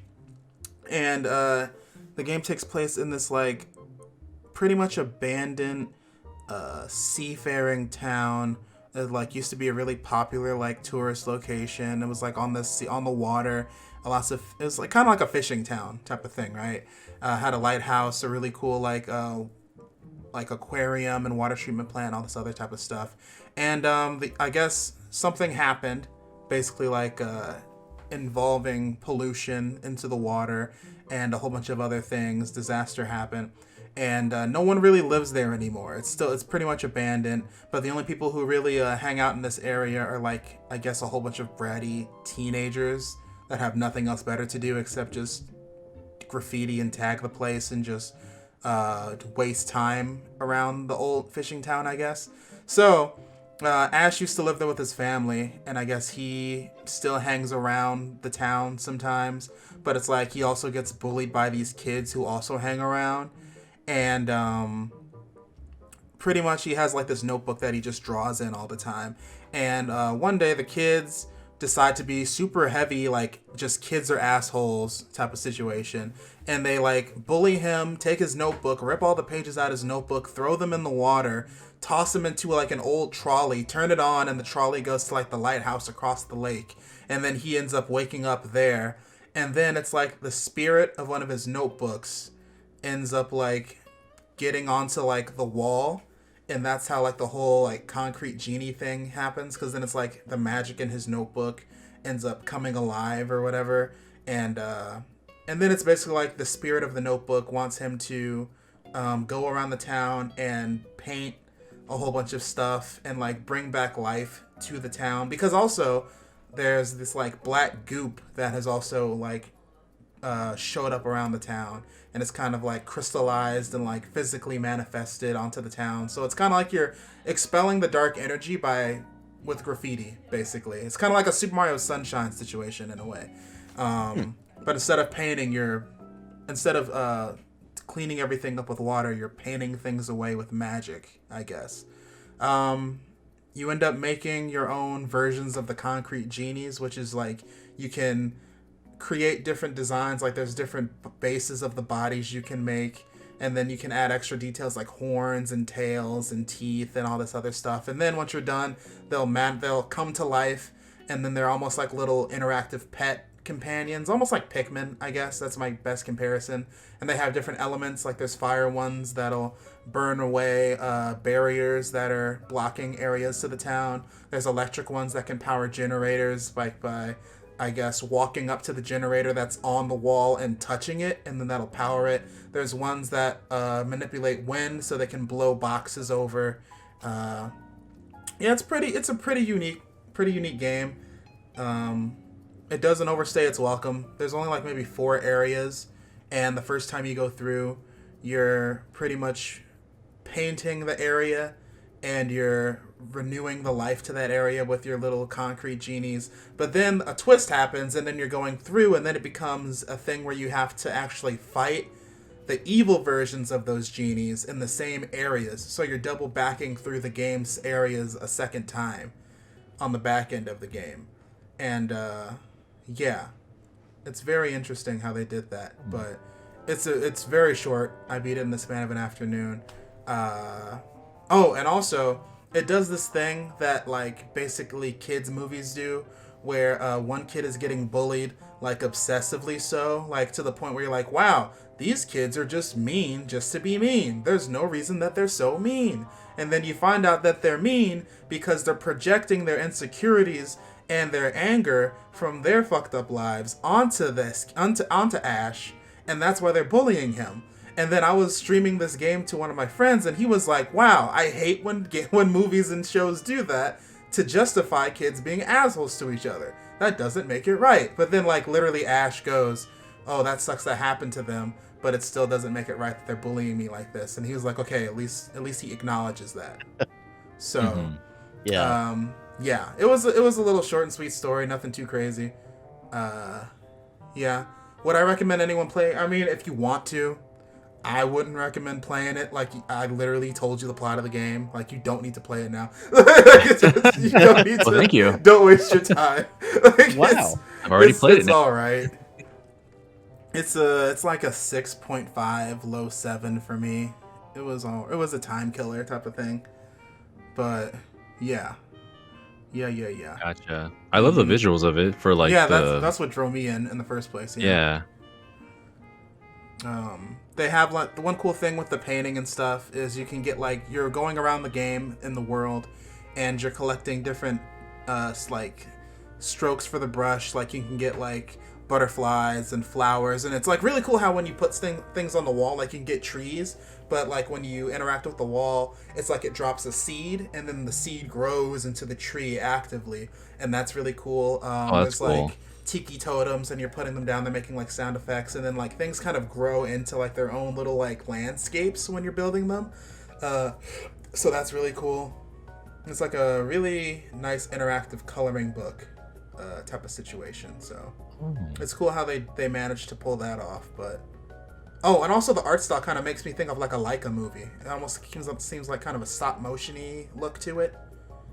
Yeah, I noticed. Yeah, yeah, Those are yeah. really interesting. Uh-huh. Like, it for sure gave me, like, Coraline, Book of Kipo vibes or whatever that was. Yeah. Mm-hmm. Book Hmm. of Kubo something? Yeah, that movie. Good movie. Oh, that was a good movie. I Mhm. remember Kubo and that. the Two Strings. Yeah, Kubo and the Two Strings. Yeah. It was mainly, like, the way the mouths moved, I think, is what it was for me. Yeah, Mm-hmm. kind of like textured on, and they're like stepped animation. Mm-hmm. Yeah. But yeah. Concrete Genie. Oh, it was alright. It was alright. But yeah, I wanted to bring that up since I actually played through that whole game in its entirety. Brandon, Yes. Hello. you've been watching Teen Titans, but the live action one that people Yes. were basically Oh. review bombing at first, but I guess it's okay now. How is that going for you? It's actually a really good show. People were review bombing it at first because of fuck Batman. Mm-hmm. In the original trailer, the show is dark, but not any darker than any other DC property already is. Uh-huh. The characters are quirky, they're fun. I like the guy who plays Dick Grayson. Oh yeah, there's some The other Starfire issues. thing. Yeah. Yeah, the Starfire thing. Mm-hmm. But no, I think this show's a lot of fun. The first season, it's not perfect. It's good, but it's not until like its second season that it really hits its stride and figures out what it wants to be. And then the budget comes in. Yeah, the first season spends a lot of time being like, here are all these people with these weird abilities that somehow end up together, and at the end they form a team. Mm-hmm. That's basically the entirety of the first season, but I really enjoy where it's going now that the characters are actually established and we can see them doing the Teen Titans stuff. Yeah. But they're not afraid to like reach other areas of the DC universe. Like Batman and Superman are talked about pretty constantly, so like these other characters are there, and this is just how the Titans fit into that greater world. The stories are good. There's two characters, Hawk and Dove, who I was not familiar with in the past, but like they used to fight crime with Robin because they all had bird names. Oh, that's lame. Oh boy. But there's some like pretty dark stuff in the characters' pasts that are like relatable subjects for today. Mm-hmm. In terms of like, I don't want to I don't want to say anything that's gonna make anyone upset, like because there's some dark stuff. Like I don't want anyone getting, traumatic triggers or anything like that. But Okay. stuff like that, just think of it that way. Cool. As I checked, I was looking at trailers, and apparently, season 3 was exclusive to HBO Max. Yeah, the show was originally exclusive to DC Universe. DC Universe no longer exists. Yeah. And all of its shows are now on HBO Max, so it's just Cool. part of that. Yeah, I added that to my watch list because I was like, oh god, so I just put that there. So I'll probably actually watch it now since it's on a streaming service I have. Yeah, I mean, if you like DC heroes, if you especially enjoy the Titans as characters, I think there's a lot to like here. Just know that it's not going to be quirky anime Teen Titans. Oh yeah, DC live action hits 100% different from animated DC. But Yeah. I would like to give this a chance. I'll probably check this out since it's been going on for 3 seasons now, and like I said, HBO Max. So we do talk about Teen Titans Go, actually. Chat, we do talk about Teen Titans Go. Teen Titans, do not talk shit about Teen Titans Go, okay? Just because it ain't your Teen Titans, don't mean. Well, my Teen Titans were the anime that I was deeply engrossed in the original anime that happened like way long ago. So I might go ahead and see how this one is too, just to at least give it a shot, Mm-hmm. Yeah. The one thing I find weird is that I haven't finished season 3 yet, so I'm not for sure. But there's no Cyborg. Yeah. Because where's our boy? Wasn't it like He's in the sister series to this show. He's in Justice League though, yeah. Well, nowadays, like he is Justice League. Yeah. But the sister series, the Doom Patrol. Mm-hmm. He's a character in that, Interesting. which I find odd. Yeah, you're just like, Um, where's the other one, type of thing.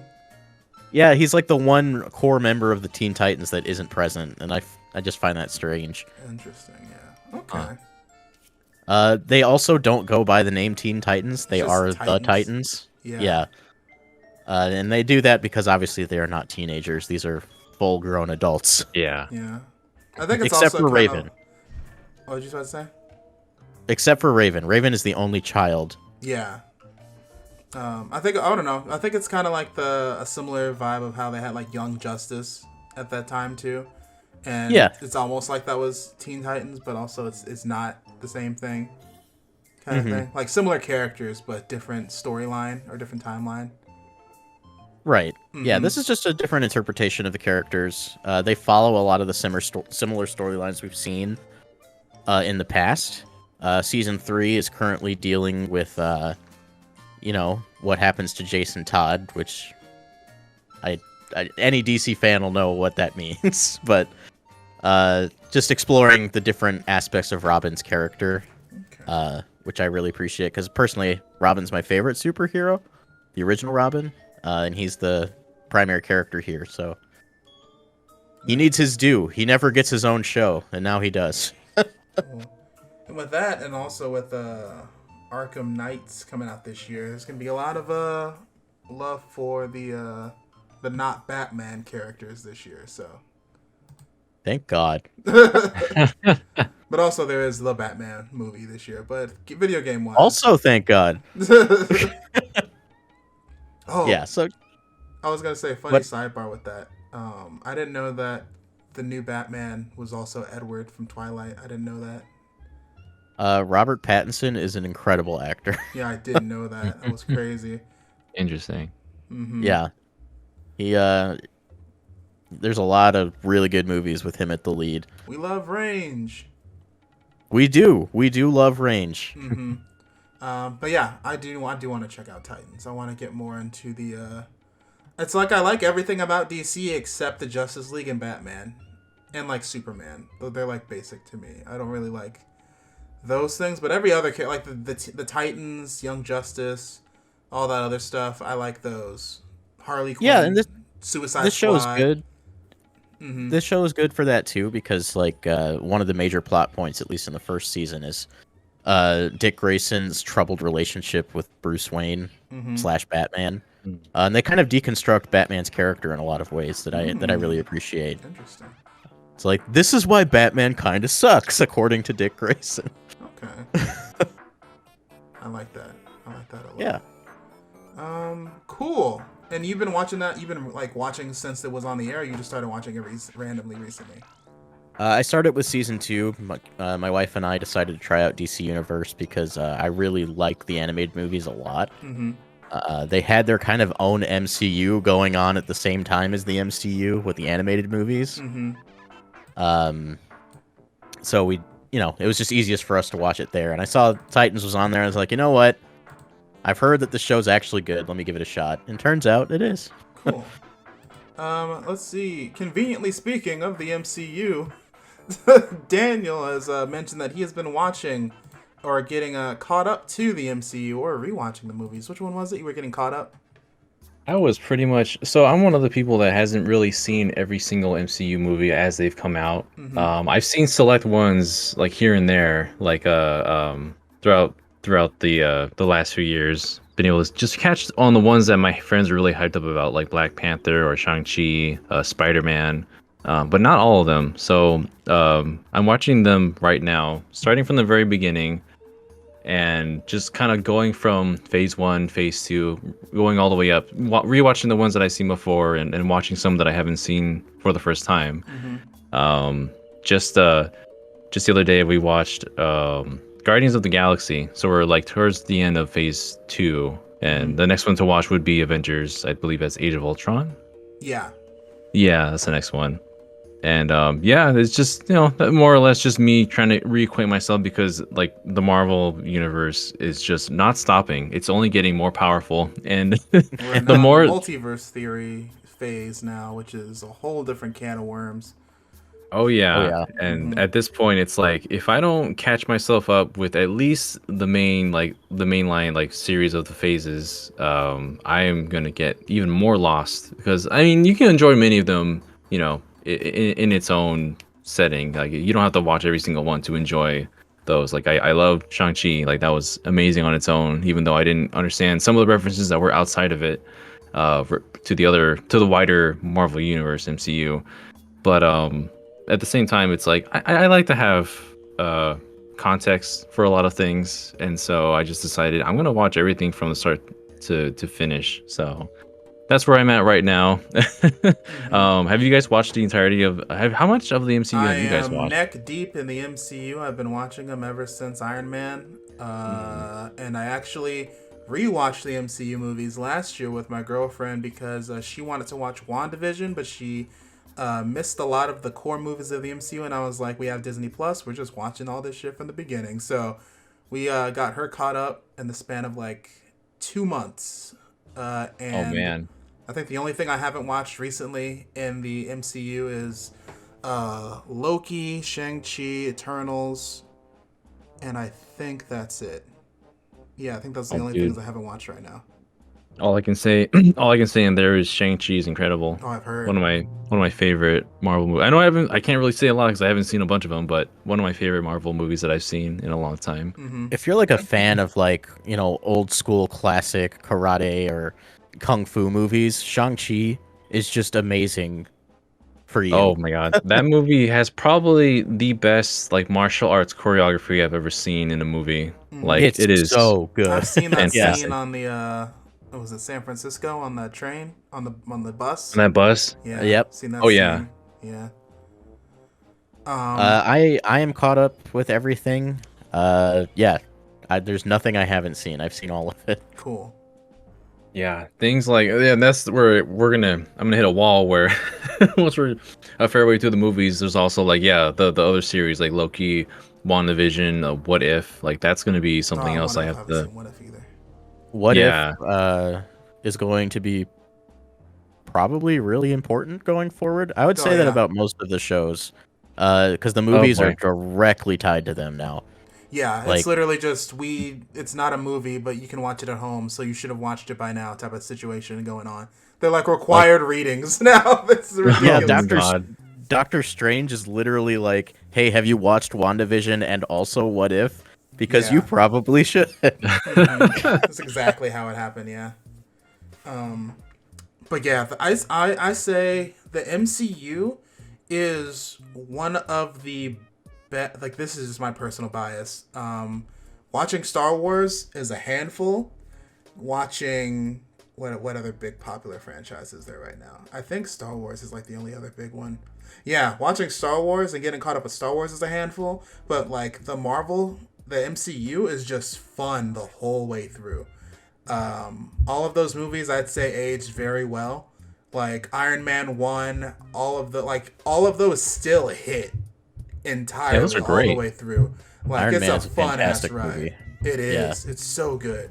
Um, and just going through. Are you watching? Well, I say just watch them in release order. It don't even matter watching them chronological. Why would you do that? Just watch them in release order.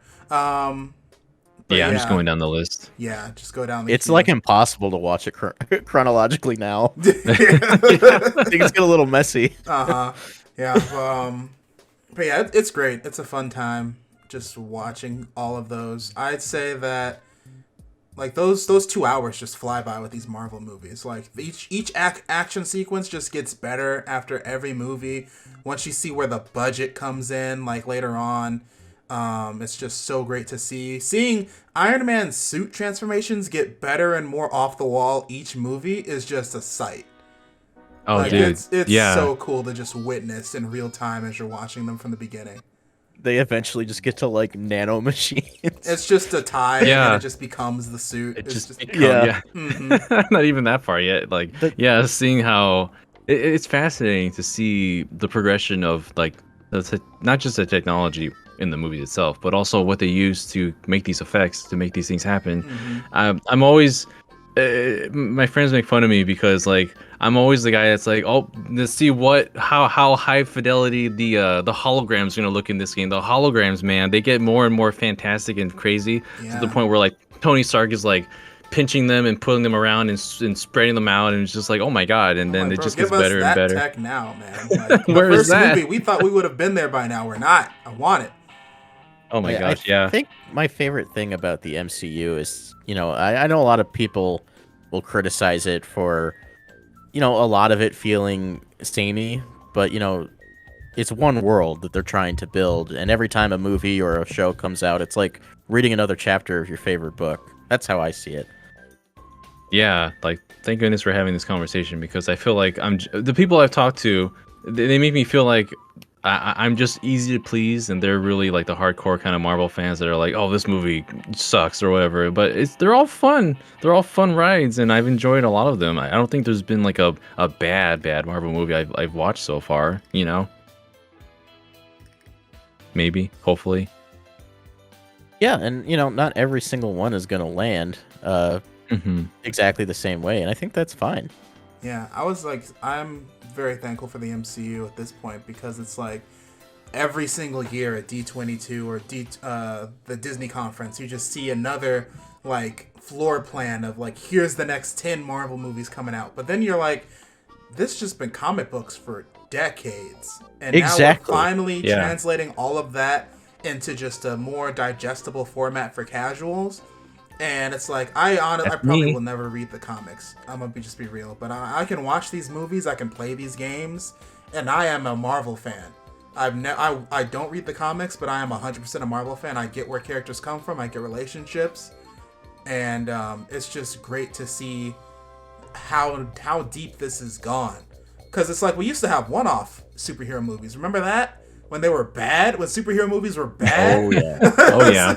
And now they're just like the movies of the year. Whenever a new Marvel movie drops, that is like one of the biggest grossing movies of the year, of like forever. So it's great to be in the MCU fandom for sure. Like I say, if you want to have a good time, just keep watching those movies.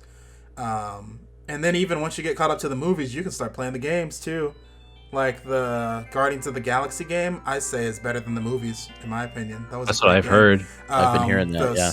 Like the Insomniac Spider-Man game and Miles Morales, play those. Great time. The main thing I would say is like, don't go to these movies expecting like masterclass cinema. Go to these movies to have a good time. fun. Because you will. Yeah, absolutely. I am as casual as it gets for this, so I'm thankful that there are mediums that I can, and me and other people can easily digest, like the movies, the games, that sort of thing, and just an easy way to enjoy these with other people. Like I've seen Shang-Chi and the newest Spider-Man with Brandon in a theater, and the energy in that theater were always just popping off at the most exciting parts, and that's what I really love about those kind of movies and experiences, honestly. Totally. I'm checking chat really quick. Let's see. Digital Hugh says, really the only movie I've outright disliked was Eternals. I've heard mixed reviews on Eternals. My dad loves Eternals. He actually called me 2 days ago and said, yo, have you watched Eternals yet? And I was like, no. And he was like, I've watched it twice. You should watch it. And I was like, oh, that is the most polar opposite take I've heard about Eternals since Eternals released, Dad. And he was just like, I love it. So let's see. And then also Digital Hugh says, I don't think there's been a single one I've really not enjoyed other than Eternals. If anything, it's cool seeing all the different styles of writing and direction that each movie brings. Yes. Yeah. Mm-hmm. And then also, like, just again on the shows that are on Disney Plus, those are just long form movies, and I love them. Like Falcon Winter Soldier, like that was a great story, and like me as a black man in America, that movie made me that series made me cry at a point. It just hit so good. WandaVision was amazing. Watching that all the way through with no breaks, that's a fun time. I still need to watch Hawkeye. I've heard Hawkeye's really good. I loved Hawkeye. Yeah, and even like Hawkeye ain't even one of my favorite characters in the Avengers, but like apparently he had a really good series. So, yeah. Great franchise, man. It's amazing. So enjoy that ride. I guess let us know again when you finally get to Endgame. Oh yeah, whenever that'll be, because yeah, we're working to do at least a few movies a week on average, like every other day or so. We're trying to get through one. So, oh yeah, Awesome. we're gonna. Nice. There's a lot. There's a lot to. I was like, the MCU really like just gets you your bang for your buck for like Disney Plus. To be honest, you're like, you telling me I get all 100 hours of these movies for like what, $10 a month or less? This than whole that? It's crazy. anthology. Exactly. Yeah, literally. But yeah, amazing. Let's see, Brandon. Hi. Outer Wilds, which I get. I will sing this game's praises until the day I die. I always get this mixed up with Outer Worlds because they both launched around the same time and they have like Same here. Different, similar names but different They games do. entirely. What is Outer Wilds, Brandon? All right. I'm pretty sure if you talk about it too much, you spoil things. That's what all the fandom says. They just say go in Absolutely. blind and then figure it out. I'm going to be as careful about this as I possibly can be. That's why this game is so hard to recommend to people, because I cannot tell you about this game without ruining this game for you. Oh God. Jeez. There's only one thing about the game I'm going to tell you. Okay. Outside of just like the general setting, because obviously you're in space, right? This is a living, breathing galaxy. This galaxy exists in real time, and Kind of like a No Man's Sky type beat, it's more like all right, the one gameplay element I'm going to tell you to preface this is it's in loops.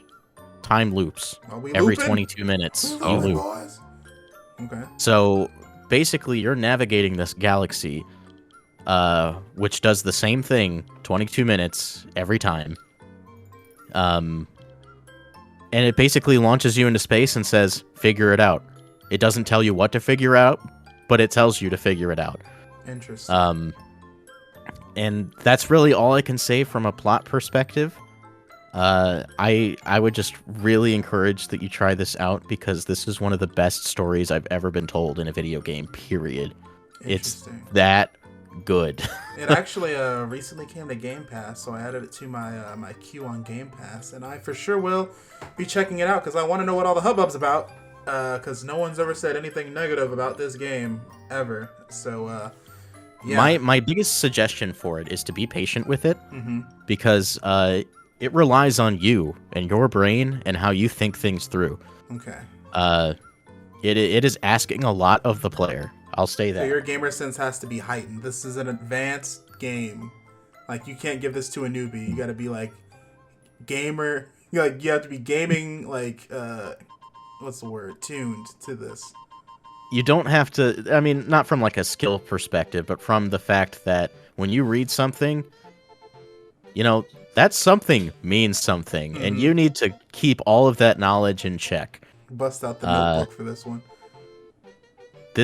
You don't earn abilities or skills in Outer Wilds. You learn things. That's why people can't tell you about Outer Wilds. Because if I told you about Outer Wilds, you would beat Outer Wilds. Oh my God. I love how cryptic this is. It's like the most positive, like, cryptic review I've ever heard. Oh my God, I don't know if my brain's big enough for this. It absolutely is.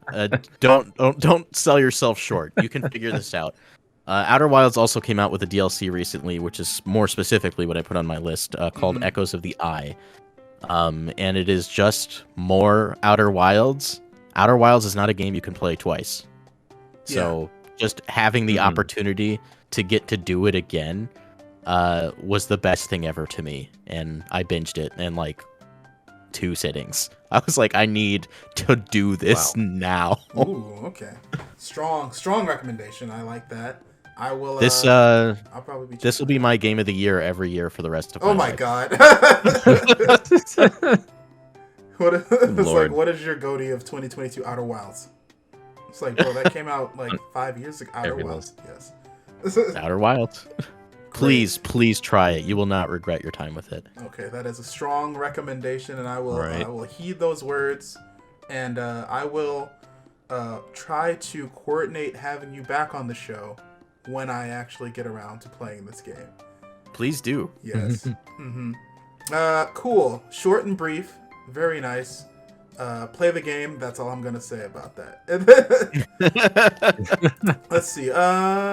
Yeah, we can talk some Genshin Impact. Yeah.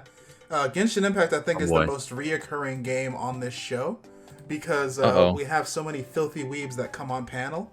Hello. Hello, filthy weeb number 33. Why are you playing Genshin Impact right now? Why am I playing it? Oh, I don't know. I'm a slave to this game, and I hate it. Oh, and the most important question I ask all the Genshin players is how much money have you put into Genshin Impact?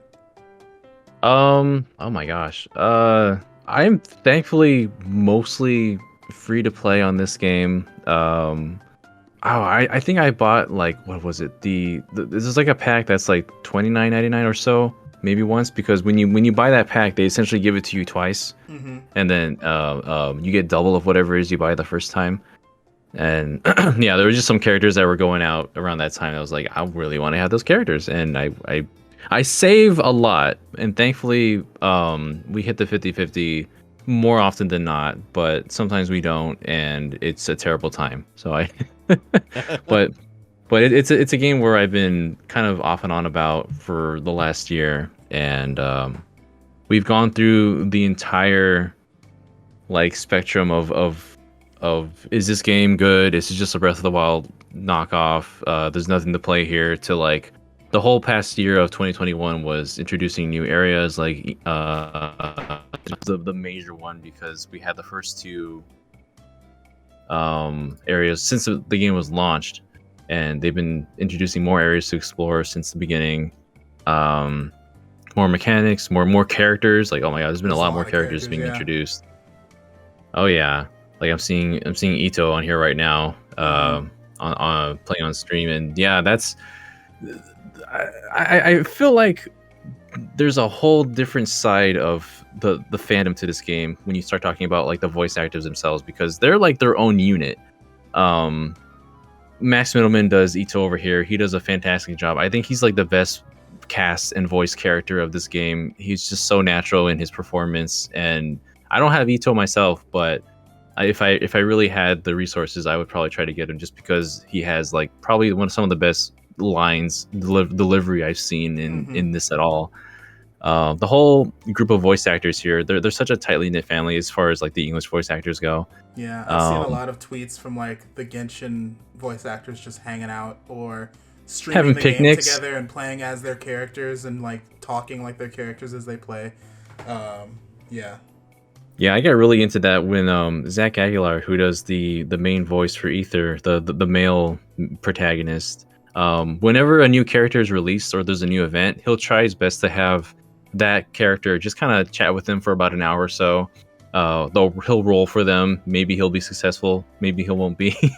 But it's always very fascinating to like hear where each of these characters voice talents come from, like wildly different backgrounds. And I'm super involved with like voice talent and English voice characters here. One of the most recent ones, there's a girl named Yoimiya, who's also from Inazuma, voiced by Jenny Yokobori, who I've been able to talk to a little bit in the past, because she's also within the Fire Emblem community. Oh, nice. And I run as the graphic designer for Emblem Con, which is like a Discord only convention for Fire Emblem, and we've had her on multiple times as a guest. And yeah, just to see these kind of they're so friendly and wholesome whenever they talk to each other and also to us. Just a wide variety of different personalities and people talking together, and it's just funny to see how closely knit Genshin's cast is. Like it's probably almost as close as what I've seen with Fire Emblem Three Houses, when that was like the main thing coming out, where they all kind of rallied together. But yeah, you see these voice actors playing like Among Us together. That's pretty hilarious whenever they do that, because you just hear the characters yelling at each other like, "You're a liar!" Like, things like that. But yeah, I went on a tangent about the voice actors more than I expected. No, I actually like that. I never heard that side of the Genshin conversation before, so that's really cool. I like that. In chat, we actually got Digital Hughes. He says, this game features a lot of veteran talent and a lot of new blood. It's so awesome. I don't really care for the game itself, as I've not played it, but man, do I respect the hell out of the voice talent. And Yeah. he also said, Koi Dao and Zach Aguilar are fucking funny, bruh. Raid Chase too. Oh, they're really funny together. Mm-hmm. Like, there's a event. Oh my gosh, I think they might have streamed it earlier today, where it's called oh my god, it's like a hide and seek sort of thing, where it's 1 versus 3, and they play those games together, and they're just so freaking hilarious. It's such a it's Oh, that such a sounds funny fun, thing. actually, in the Genshin world, playing hide and seek. That sounds cute. Yeah, Mm-hmm. yeah. It's more or less like you're yeah, team 1 versus 3, and you're just in a secluded area out of like 7 different areas, and you're just essentially trying to hide from the hunter, and you can pose as the inanimate objects, but you can also get found out very easily if you're not Mm-hmm. careful. And yeah, they do all kinds of streams together with events like that whenever they show up, and yeah, much respect to the game's voice cast. It's a whole breadth of people. Like, do you know Lily Pichu? Yes. She does a voice in that game as one of the characters you can roll for, as a very sleepy little ninja girl from Inazuma.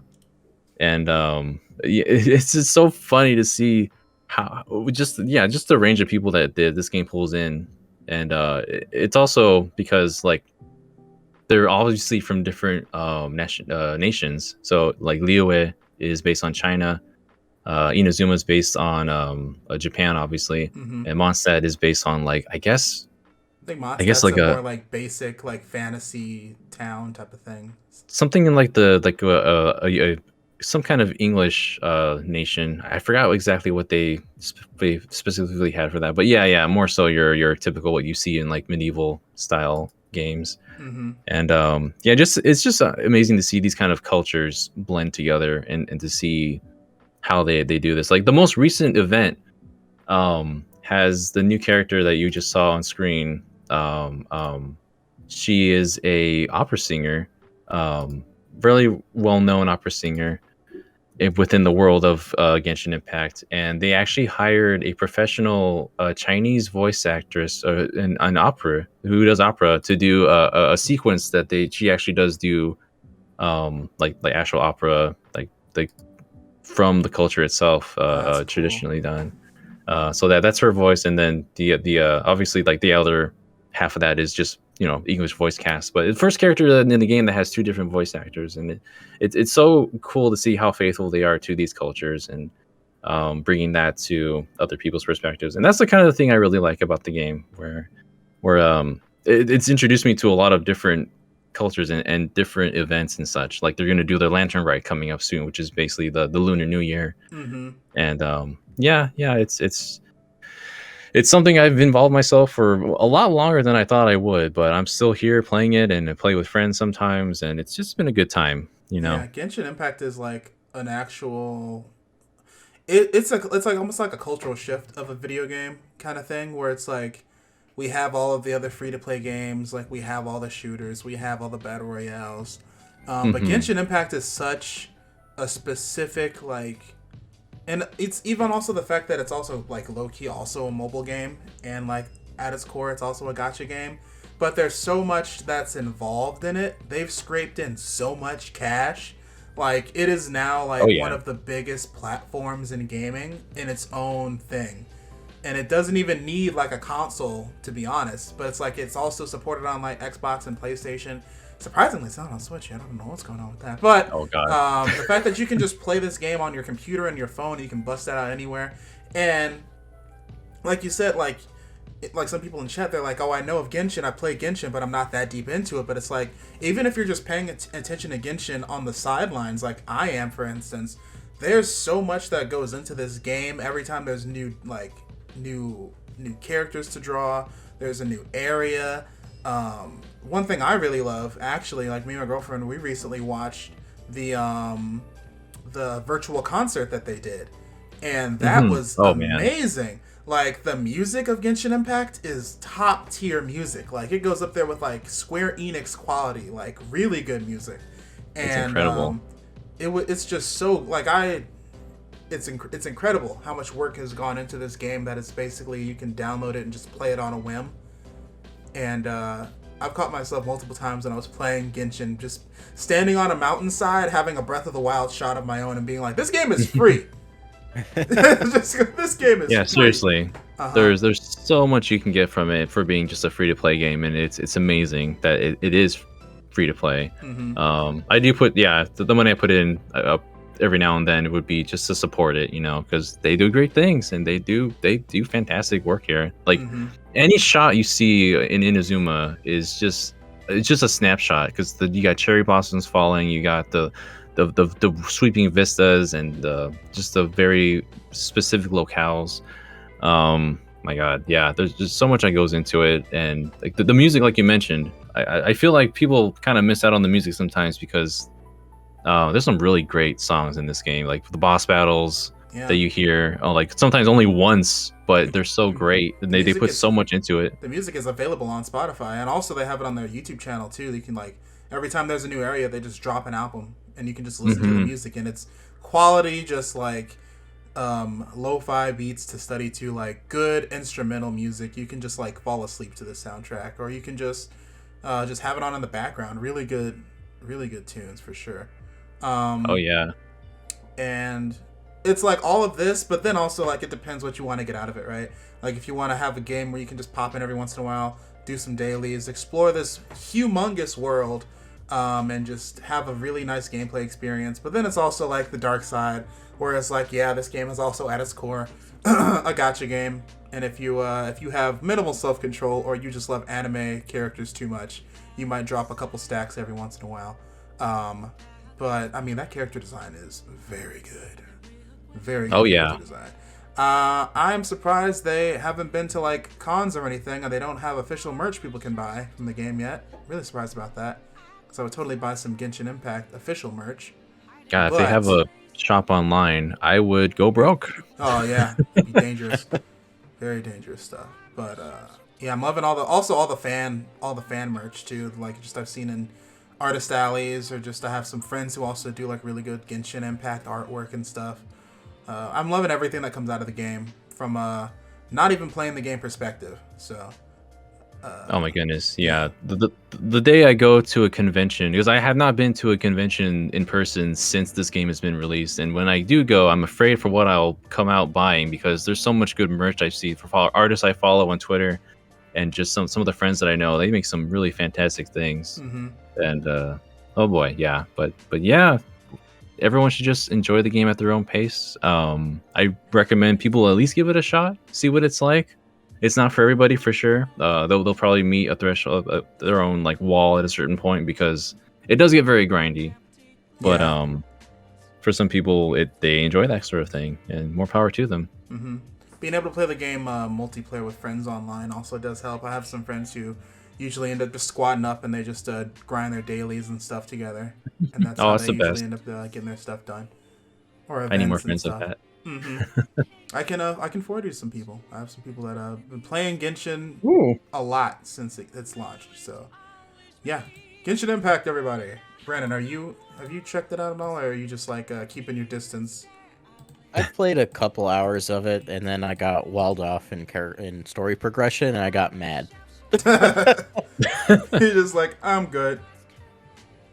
I might give it another shot at some point, because I was enjoying it. Mm-hmm.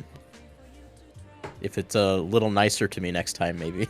Yeah. My whole excuse is I have too Yeah. many games that end to bother putting in too much time into Genshin Impact, because I had a good time with it, but I also stopped early. Like I probably stopped playing maybe 3-4 months into its life, and a lot of stuff has happened since then. So I haven't actually sat down and been like, I'm gonna play a lot of Genshin, because I know I will get sucked back in. And Mhm. there's a lot of games on my backlog. It's not getting any smaller. Thanks, Game Pass. But Yeah, I have tried to keep my distance so that I can do more games on my backlog, like 13 Sentinels, like mhm. Ratchet and Clank, because I do play this on the PS5, which it runs much better than the PS4. Oh, dude, Um, the whole console thing is annoying, because it's like the dumbest like loophole, where it's like if you've never put the game on a console before, you're fine, but if you put it on there once and deleted it and you try it again, you can't do it. And I think I did it once before they made that stipulation, and I can't do mhm. it. So I'm just like, Oh, that's geez. dumb, but whatever. I Ah, just play it on my phone. I have an iPhone 12 Pro Max. I'm fine. It's whatever. oh, And I dang. play it on my You're good. computer too, so I'm fine. I'm fine. Oh I just yeah. want to play it on my 65-inch TV, but it's whatever. It's whatever. Yeah, really cool stuff with that. And then we're gonna hit up the last thing on the docket, which is something I've been playing. Brandon, you said you played a little bit of this too. We're talking about Rainbow Six Extraction, which is I guess I would say one of the first big games of 2022, quote unquote big. Some people say it's mid. Some people say it's fun. I'm in the camp. It's. I probably give it like an 8. Personally, I probably give it like an 8. I give it a. It's gonna be one of the good multiplayer experiences of 2022 for sure. It's gonna be in the GOTY discussion. I know it is.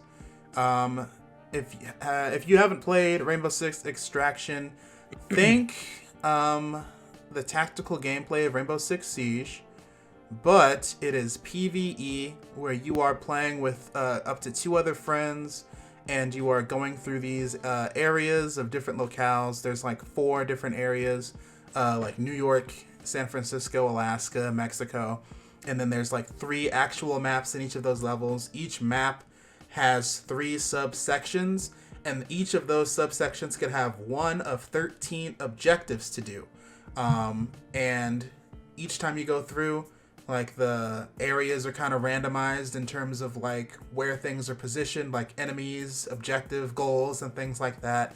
And you are picking preset operatives, which all have their own different like loadouts, and they all have their own different like special abilities. Like, one person could be able to scan through walls and see where enemies are. Another person could have like a stim ability where they can buff everyone's health and make it where they can't go down if they're getting mauled by enemies. Another person can drop like a turret that's like mounted gun.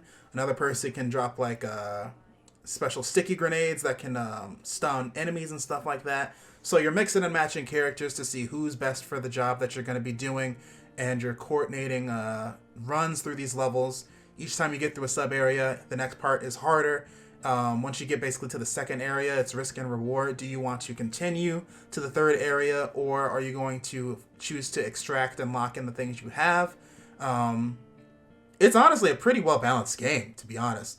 I don't really play Rainbow Six. I don't play Rainbow Six Siege. It's not really a game for me. I'm not much for like tactical, slow, methodical PvP shooters. I'm more like a Halo guy where you can just run around and shoot things and have fun.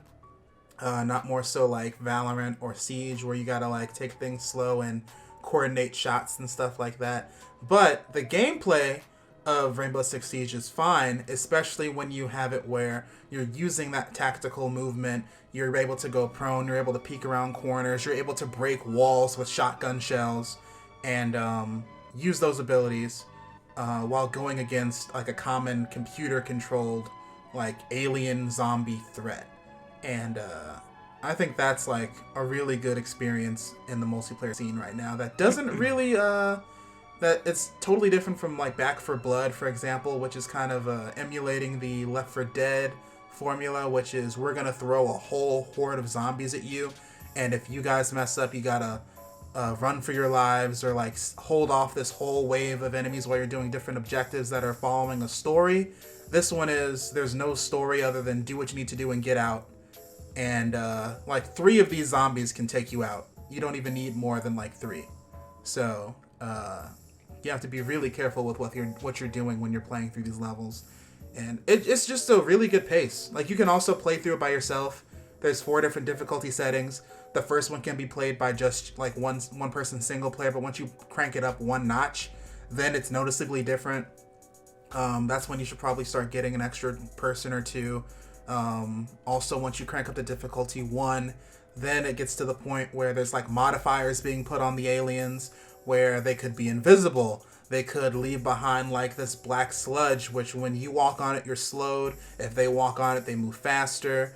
There could be these anomalies which you have to go into to do a boss battle, where there could be like an ultra enemy where they actually end up looking like a playable character, and those things are stupid hard. Those things have health bars. It's a fun game. It's a fun game. It's on Game Pass, so what do you have to lose? So, yeah. It's on Game Pass, but you have to like connect it to Ubisoft Connect, and that's Yeah. a little weird. Mm-hmm.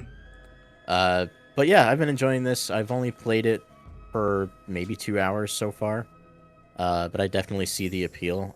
I was someone who played a little bit of Rainbow Six Siege, not a ton. And I'm definitely more comfortable in a PvE setting with that kind of gameplay than I am in a PvP. So this is a lot more attractive to me. Yeah. And even in terms of like zombie gameplay, like I like this a lot more than Back for Blood personally. It's just having like a bigger threat and being able to take things just a little more like we have to coordinate or and to survive and to get through these areas type of thing is a little more fun to me. It feels like there's more of a risk than I'm gonna go through with like brass knuckles and punch everything because I made a build for that. Like what that the Back for Blood formula has, that's a little more silly. This is more like we got to be careful or we're gonna die here. Yeah, it really makes you feel good when you execute on a plan and it works out. So like if you got a couple friends and you got Game Pass and you're looking for something to play together, this is a really good place to start. That being said, for sure, let me know if you ever want to play. I am down to play some Extraction. I have it on my PlayStation. Ubisoft is OP with the Yes, crossplay. sir.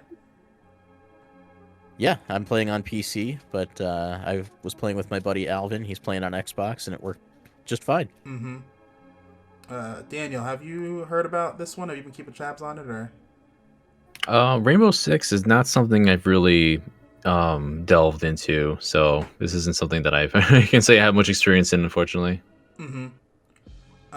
Yeah, but I even if you don't like Rainbow, if you've never really played Rainbow Six Siege or Rainbow Six games, like I never really got into the franchise at all. Like Tom Clancy, Rainbow Six, that's not really my thing. But like I said, this one is one that really got me, just because I've been playing different types of zombie games for years. This is the first one that really kind of hits different out of all of the ones that exist. So. Yeah. If you're not super comfortable Gotcha. with shooters, I wouldn't even say that it's very demanding of you in that regard. At least early on, but like as you get better, obviously, that'll help. But yeah, it really does focus more on how you work together as a team than it is any individual player's actual ability, to play the game. Gotcha. Okay. I'll have to give this a shot sometime then. See how I do.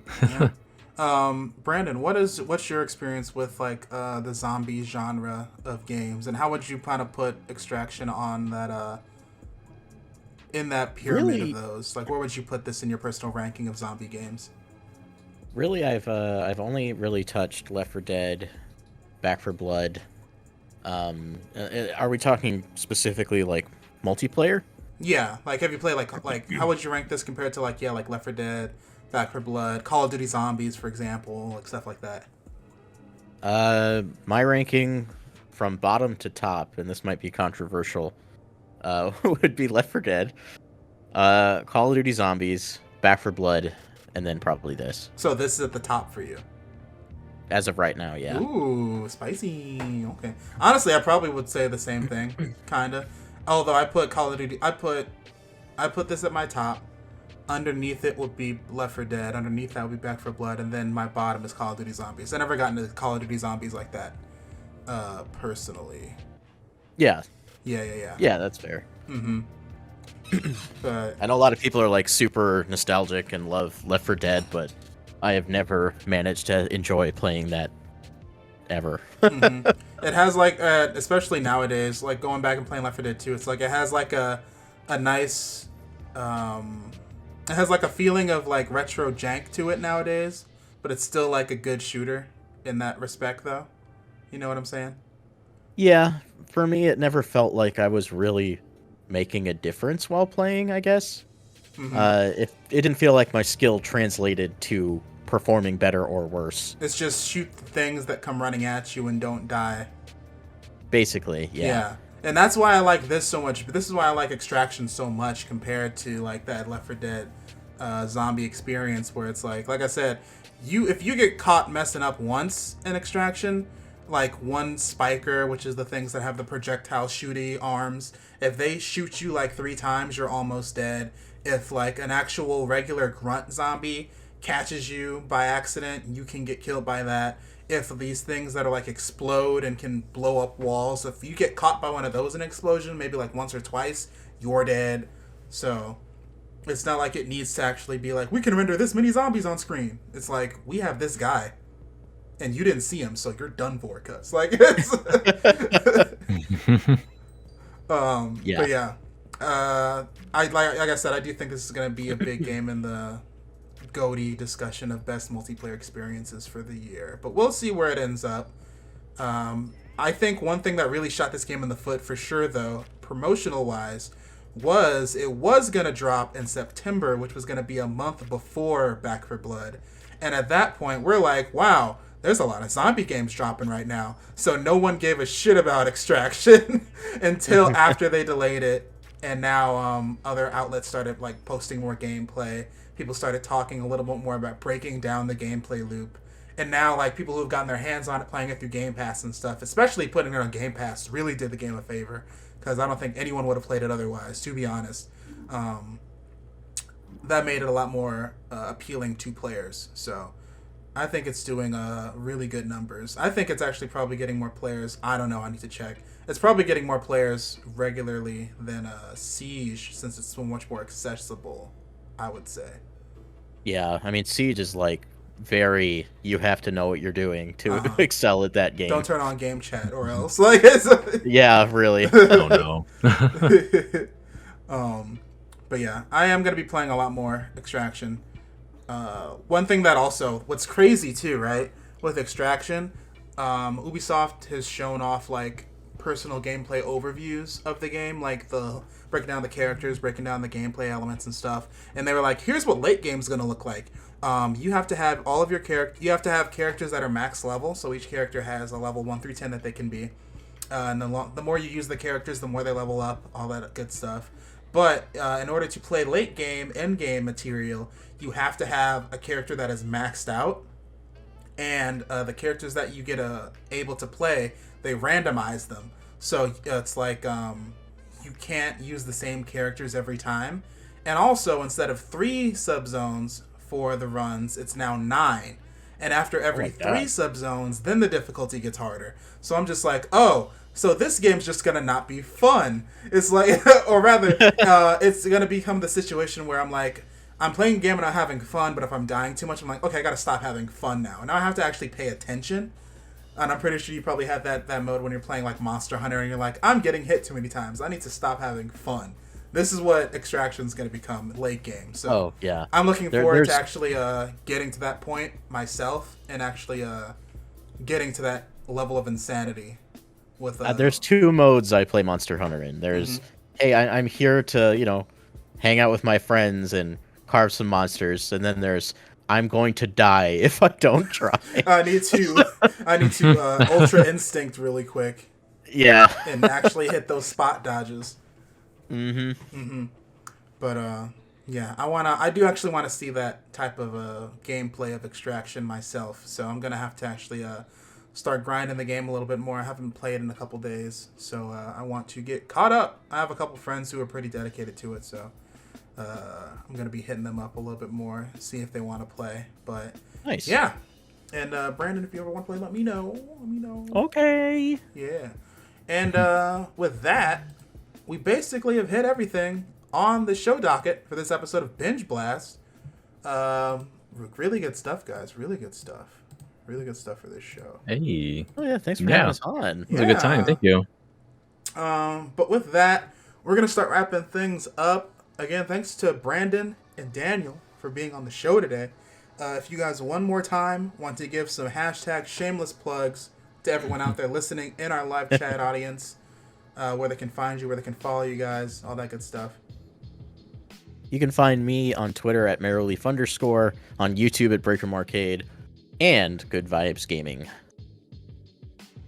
And you can find me also on Twitter, but at Evernice Studio. You can also see me doing graphic art and design for Good Vibes Gaming, and you can also see Brandon and myself on Twitch doing Good Vibes Arcade at official GVG. I keep forgetting which one's which. We have so many names for a GVG. That we do. Yeah, and then also, if you guys are listening to the show, that means you have found me over at Comment RDW on YouTube or Twitch, listening live at twitch.tv/Comment RDW, or you found me on YouTube and you were listening in post when the show goes live over there, or on Spotify or any other podcast listening platforms where this show gets uploaded to. So thank you so much for listening. Feel free to hit that like button, comment down below what else you have been playing or watching en masse. To join the Binge Blast conversation. And also, if you're listening on podcast services, feel free to follow the show, give us some 5-star ratings to support the show. That'd be really appreciated. And yeah, thank you so much for being here, guys. Thank you so much for you, the amazing viewer, listener, for tuning in. And we will see you on the next episode. Bye-bye. Bye. Till we meet again.